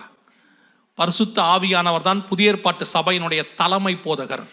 அவர்தான் சபையை நடத்துகிறவர், அவர்தான் சகல சத்தியத்துக்குள்ளும் நடத்துகிறவர், வரும் காரியங்களை குறித்து போதிக்கிறவர். அவர்தான் உங்களை என்னையும் கொண்டு போய் பரலோகத்தில் சேர்க்க போகிறவர். மீட்கப்படும் நாளுக்கென்று முத்திரை. பரிசுத்த அபிஷேகம் சபையில் நடக்கும்னு நினைக்கிறேன், ஒரு அபிஷேக கூட்டம் இருக்கும்னு நினைக்கிறேன். இருந்தால் கலந்து கொள்ளுங்க, இல்லையா பரவாயில்ல. நீங்கள் உங்கள் வீட்டில் உங்கள் ரூமை கதவை சாத்திக்கிட்டு நல்ல முழங்கால் போட்டு, ஆவியானவரே என்னை நிரப்பும்னு கேளுங்க. வசனம் சொல்லுது, வாஞ்சையும் தமனமுள்ள ஆத்துமாக்களை கர்த்தர் நிரப்புகிறார். கடைசி நாட்களில் மாம்சமான யாவர் மேலும் என் ஆவியை ஊற்றுவேன். உங்களுக்கு இன்ட்ரெஸ்ட், வாஞ்ச வருகையில் போகணும், ஆவியானவரே என்னை நிரப்புங்கன்னு உண்மையாக கேட்டிங்கன்னா உங்கள் படுக்கையிலே வந்து கர்த்தர் நிரப்ப வல்லமை உள்ளவராக இருக்கிறார். அல்லேலூயா. இது ரொம்ப முக்கியம். 4வது, வெரி இம்பார்ட்டன்ட், அப்போஸ்தலர் நடவடிக்கைகள் 2:40 சொல்லுது, மாறுபாடான சந்ததியை விட்டு விலகி உங்களை ரட்சித்துக் கொள்ளுங்கள். உங்களுக்கும் உலகத்துக்கும் என்ன இருக்கணும்? வித்தியாசம் இருக்கணும். நான் அங்கே போனால் அவங்க கூட இருந்துப்பேன், இங்கே வந்தால் சில ஆட்கள் சொல்லுவாங்க, அங்கே தலையை காட்டுவான் இங்கே வாழை காட்டுவான்பாங்க. அவர் எப்படின்னு கேட்டிங்கன்னா, ஆஃபீஸில் இருக்கும்போது அவங்களுக்கு ஏற்ற மாதிரி எல்லா வேலையும் பண்ணிப்பார். இங்கே வரும்போது பிரைஸ் லார்ட் ஹல்லேலூயா. இங்கே அவரை கேட்டால் என்ன சொல்கிறதுனா, அப்போதாங்க வாழ்க்கையை ஓட்ட முடியும். 2 நினைவுகளால் குந்தி குந்தி நடக்கிறவன் பரலோகத்துக்கு போக மாட்டான். வசனம் தெளிவாக சொல்லுது, கர்த்தர் தெய்வமானால் கர்த்தர் வாங்கள், பாகால் தெய்வமானால் பாகால் இடத்துல போங்கள். அதனால உலகத்தின் வேலையை விடணுமா? இல்லை, உலகத்தின் வேலைக்கு போங்க, எல்லா வேலையும் செய்யுங்க. ஆனால் உலகம் உங்களை தொடாதபடி பாதுகாத்துக் கொள்ளுங்க. அவைகளுக்கு நடுவில் நீங்கள் பரிசுத்தமாய் வாழணும். இயேசு கிறிஸ்து நாசரேத்தில் பரிசுத்தமாய் வாழ்ந்தார். தானியேல் பாபிலோனிலே பரிசுத்தமாய் வாழ்ந்தார். யோசேப்பு எகிப்திலே பரிசுத்தமாய் வாழ்ந்தார். நீங்கள் ஆஸ்திரேலியாவிலே பரிசுத்தமாய் வாழணும். அவ்வளோதான். உங்களை உலகம் தொடாதபடி பாதுகாத்துக் கொள்ளணும். அதுதான் பைபிள் சொல்லுது. அவங்க அப்படி தான் சொல்லுவாங்க. அவங்க சொல்லுவாங்க, என்ன நீ எங்க கூட எங்கேயுமே ஜாயின் பண்ண மாட்டேற, just have a cup of அது ஏதாவது சொல்லுவோம், ஆல்கஹால் கொஞ்சம் எடுப்பா அப்படிம்பா. நீங்கள் சொல்லணும், என் கூட வந்து கம்யூனியன் எடு முதல்ல, அப்புறமா நான் ஆல்கஹால் எடுத்துக்கிறேன்னு சொல்லணும். நீங்கள் தைரியமாக கூப்பிடுங்க சர்ச்சுக்கு. அவன் தான் அவங்கள பார்த்து கூப்பிட்றான்ல. பரிசுத்தத்துக்கு கூப்பிட்றதுக்கு உங்களுக்கு என்ன பயம்? அவன் பாவத்துக்கு கூப்பிடும் போது நீங்கள் ஏன் பரிசுத்தத்துக்கு கூப்பிடக்கூடாது? நீங்கள் சொல்லி பாருங்க, என் கூட சர்ச்சுக்கு வந்து கம்யூனியன் எடு, அப்புறமா இதை எடுக்கிறேன்னு சொல்லுங்க. வரவே மாட்டான். நீங்களும் போக வேண்டாம் கூட, வேலை முடிஞ்சிருச்சு. அப்படி வந்துட்டானா அவன் ரட்சிக்கப்பட்டுருவான் சபைக்குள்ள. அல்லேலூயா. வேதம் சொல்லுகிறது, கடைசி நாட்கள் ஜனத்தை கூட்டுங்கள், சபையை பரிசுத்தப்படுத்துங்கள், இனி காலம் செல்லாது. நாம ஜெபிக்க போகிறோம். மேந்திரிக்கலாமா? உங்களை நான் உண்மையிலே பாராட்டுகிறேன். மோர் தென் 1.5 hours உட்காந்துருக்கிறீங்க வித்தவுட் எனி டிஸ்டர்பன்ஸ், எதுவுமே இல்லாமல். நேற்று நடந்தவர்கள் இன்னைக்கு யாருக்கும் நடக்கவில்லை. அது வரைக்கும் சோத்திரம். அல்லேலூயா. இன்னைக்கு மிகுந்த கட்டுப்பாடு உருவாக்கப்பட்டிருக்கிறது. போகிறவங்க கூட எரிகோவை சுற்றி தான் போனாங்க. நல்லா உண்மையில் ரொம்ப சந்தோஷமாக இருந்துச்சு. இன்றைக்கி அவங்கள பார்க்கும் போதெல்லாம் போனது துக்கமாக தான் இருந்துச்சு, ஆனால் சந்திரிசாக்காமல் போனாங்க. அது வரைக்கும் ரொம்ப சந்தோஷமாக இருந்துச்சு. ஜெபம் பண்ணலாமா? கண்களை மூடுவோம். தேவ சமூகத்தில் எனக்கு கொடுக்கப்பட்டதுக்கு இன்னொரு 4 நிமிஷம் இருக்குது. கண்களை மூடுவோம். சரியாக 4 நிமிஷத்தில் நான் முடிச்சிருவேன். 1 கொரிந்தியர் 11:31 சொல்லுகிறது, நம்மை நாமே நிதானித்து அறிந்தோமானால் நாம் நியாயம் தீர்க்கப்படும். ஒரு 2 நிமிஷம் உங்களை மட்டும் ஆராய்ந்து பாருங்க. உங்களை குறித்து எல்லாத்தையும் கொஞ்சம் ஓரமாக வச்சுருங்க. நீங்கள் யார், என்ன படிப்பு, என்ன அந்தஸ்து, என்ன ஸ்டேட்டஸு, நீங்கள் என்ன ஸ்பிரிச்சுவல் ஸ்டேட்டஸு, எல்லாத்தையும் கொஞ்சம் ஓரமாக வச்சுருங்க. உங்களுக்கும் தேவனுக்கும் நடுவில் எது தடைன்னு பாருங்கள். உங்கள் ஆவி, ஆத்மா, சரீரம் இயேசு வரும்போது போகுமான்னு பாருங்கள். யோவேல் 2ஆம் அதிகாரம் வரைக்கும் எல்லாம் நடந்துருச்சு. இன்னும் 16வது வசனம் மட்டும்தான் நடக்கணும். அது எப்போ வேணாலும் நடக்கும். நினையாத நாளிகையிலே மனுஷகுமாரன் வருவார். நம் கண்களுக்கு முன்பாக பழைய ஏற்பாட்டில் சொன்ன எல்லா தீர்க்க தரிசனங்களும் துல்லியமாய் நிறைவேறுகிறது. உங்களுக்கும் எனக்கும் நல்ல வாய்ப்பு கர்த்தர் கொடுத்திருக்கிறார். 11ஆம் மணி வேளையிலையும் கடைசி நிமிஷத்தில் நாம் நிற்கிறோம். வாசல்ல நிற்கிற ஆண்டவர் உள்ள வருவார். ஒரு இமை பொழுது, ஒரு நிமிஷம், அவ்வளோதான். புறப்பட்டு போயிட்டே இருப்போம். நீங்க போவீங்களான்னு மட்டும் பாருங்க. வேலை எல்லாத்தையும் ஓரமாக வச்சிடுங்க. மற்றவங்கள பற்றி இப்போ யோசிக்காதீங்க. அந்த சபை, இந்த சபை, அந்த ஊழியக்கார், இந்த ஊழியக்கார், அந்த விசுவாசி, இந்த விசுவாசி, கணவன், மனைவி, எல்லாத்தையும் ஓரமாக வச்சுட்டு நான் போவேனா அப்படின்றத மட்டும் பாருங்க. ஒரே ஒரு நிமிஷம் அமைதியாக கண்களை மூடி, எல்லாருமே கண்களை மூடி, உங்களுக்கும் தேவனுக்கும் நடுவில் வருகைக்கு எது தடையாக இருக்குதுன்னு மட்டும் யோசிங்க. அந்த நேரத்தில் எல்லாம் கண்களை மூடி இருப்போம். ஒரே ஒரு கேள்வியை கேட்டு நான் ஜெபித்து முடிக்க விரும்புகிறேன். நான் இன்னும் தண்ணியில் மூழ்கி ஞானஸ்நானம் எடுக்கலை. இன்னைக்கு ஆண்டவர் என்னோடு கூட பேசி இருக்கிறாரு. அது இல்லாமல் நான் வருகையில் போக முடியாதுன்னு எனக்கு நல்லா தெரிஞ்சிருச்சு. வருகை சமீபம் தெரிஞ்சிருச்சு. இனி நான் அதை தள்ளி போட விரும்பலை. ஒருவேளை நான் குழந்தையில எடுத்தேன், அது ஞானஸ்நானம் இல்லைன்னு ஆயிடுச்சு. நான் என்ன தண்ணியில் மூழ்கி ஞானஸ்நானம் எடுக்க ஒப்பு கொடுக்குறேன் அப்படிங்கிறவங்க மட்டும் உங்கள் வலது கரத்தை உயர்த்துங்க. நான் உங்களுக்காக ஜெபிக்க போகிறேன். Anybody here for baptism? ஞானஸ்நானத்துக்கு ஒப்பு கொடுக்குறவங்க வேற யாராவது இருக்கிறீங்களா? நல்ல கரங்களை உயர்த்து. உங்களுக்கும் தேவனுக்கு உள்ளது. மற்றவங்களாம் கண்களை மூடுங்க. அது உங்களுக்காக, உங்கள் ஆத்மாக்காக ஜெபம் பண்ணுங்க பார்ப்போம். கரங்களை உயர்த்தி இருக்கிறவங்க 1-2 பேர் இருக்கிறாங்க. கரங்களை உயர்த்தி இருக்கிறவங்க முடிஞ்ச உடனே இங்கே முன்னாடி இருக்கிற ஊழியக்காரங்களை வந்து பாருங்க. ஒருவேளை நீங்கள் வந்த சபையில் ஞானஸ்நானம் கொடுப்பார்கள்னா, தண்ணியில் மூழ்கி கொடுப்பாங்கன்னா அங்கே போய் எடுத்துருங்க. இல்லைன்னா முன்னாடி வந்து ஊழியக்காரங்களை பாருங்க, அவங்க எடுக்கிறதுக்கு என்ன செய்யணும்னு சொல்லுவாங்க. கரங்களை கீழே போடுவோம். நாம் ஜெபிக்க போகிறோம். கர்த்தர் என்னோடு கூட இடைப்பட்டிருக்கிறார். அந்த 2 நாளும் இன்னைக்கு கர்த்தர் என்னோடு கூட பேசினாரு. இந்த வருகையில் நான் எடுத்துக்கொள்ளப்படணும். கடைசி நிமிஷத்தில் நிற்கிறோம். இந்த வாய்ப்பை நான் தவற விட விரும்பலை. இன்னிலிருந்து நான் கர்த்தருக்கு உண்மையாக வாழ போகிறேன். இன்னிலிருந்து நான் கர்த்தரை பின்தொடர போகிறேன். நான் வருகை தான் என்னுடைய டெஸ்டினேஷனாக இருக்க போது.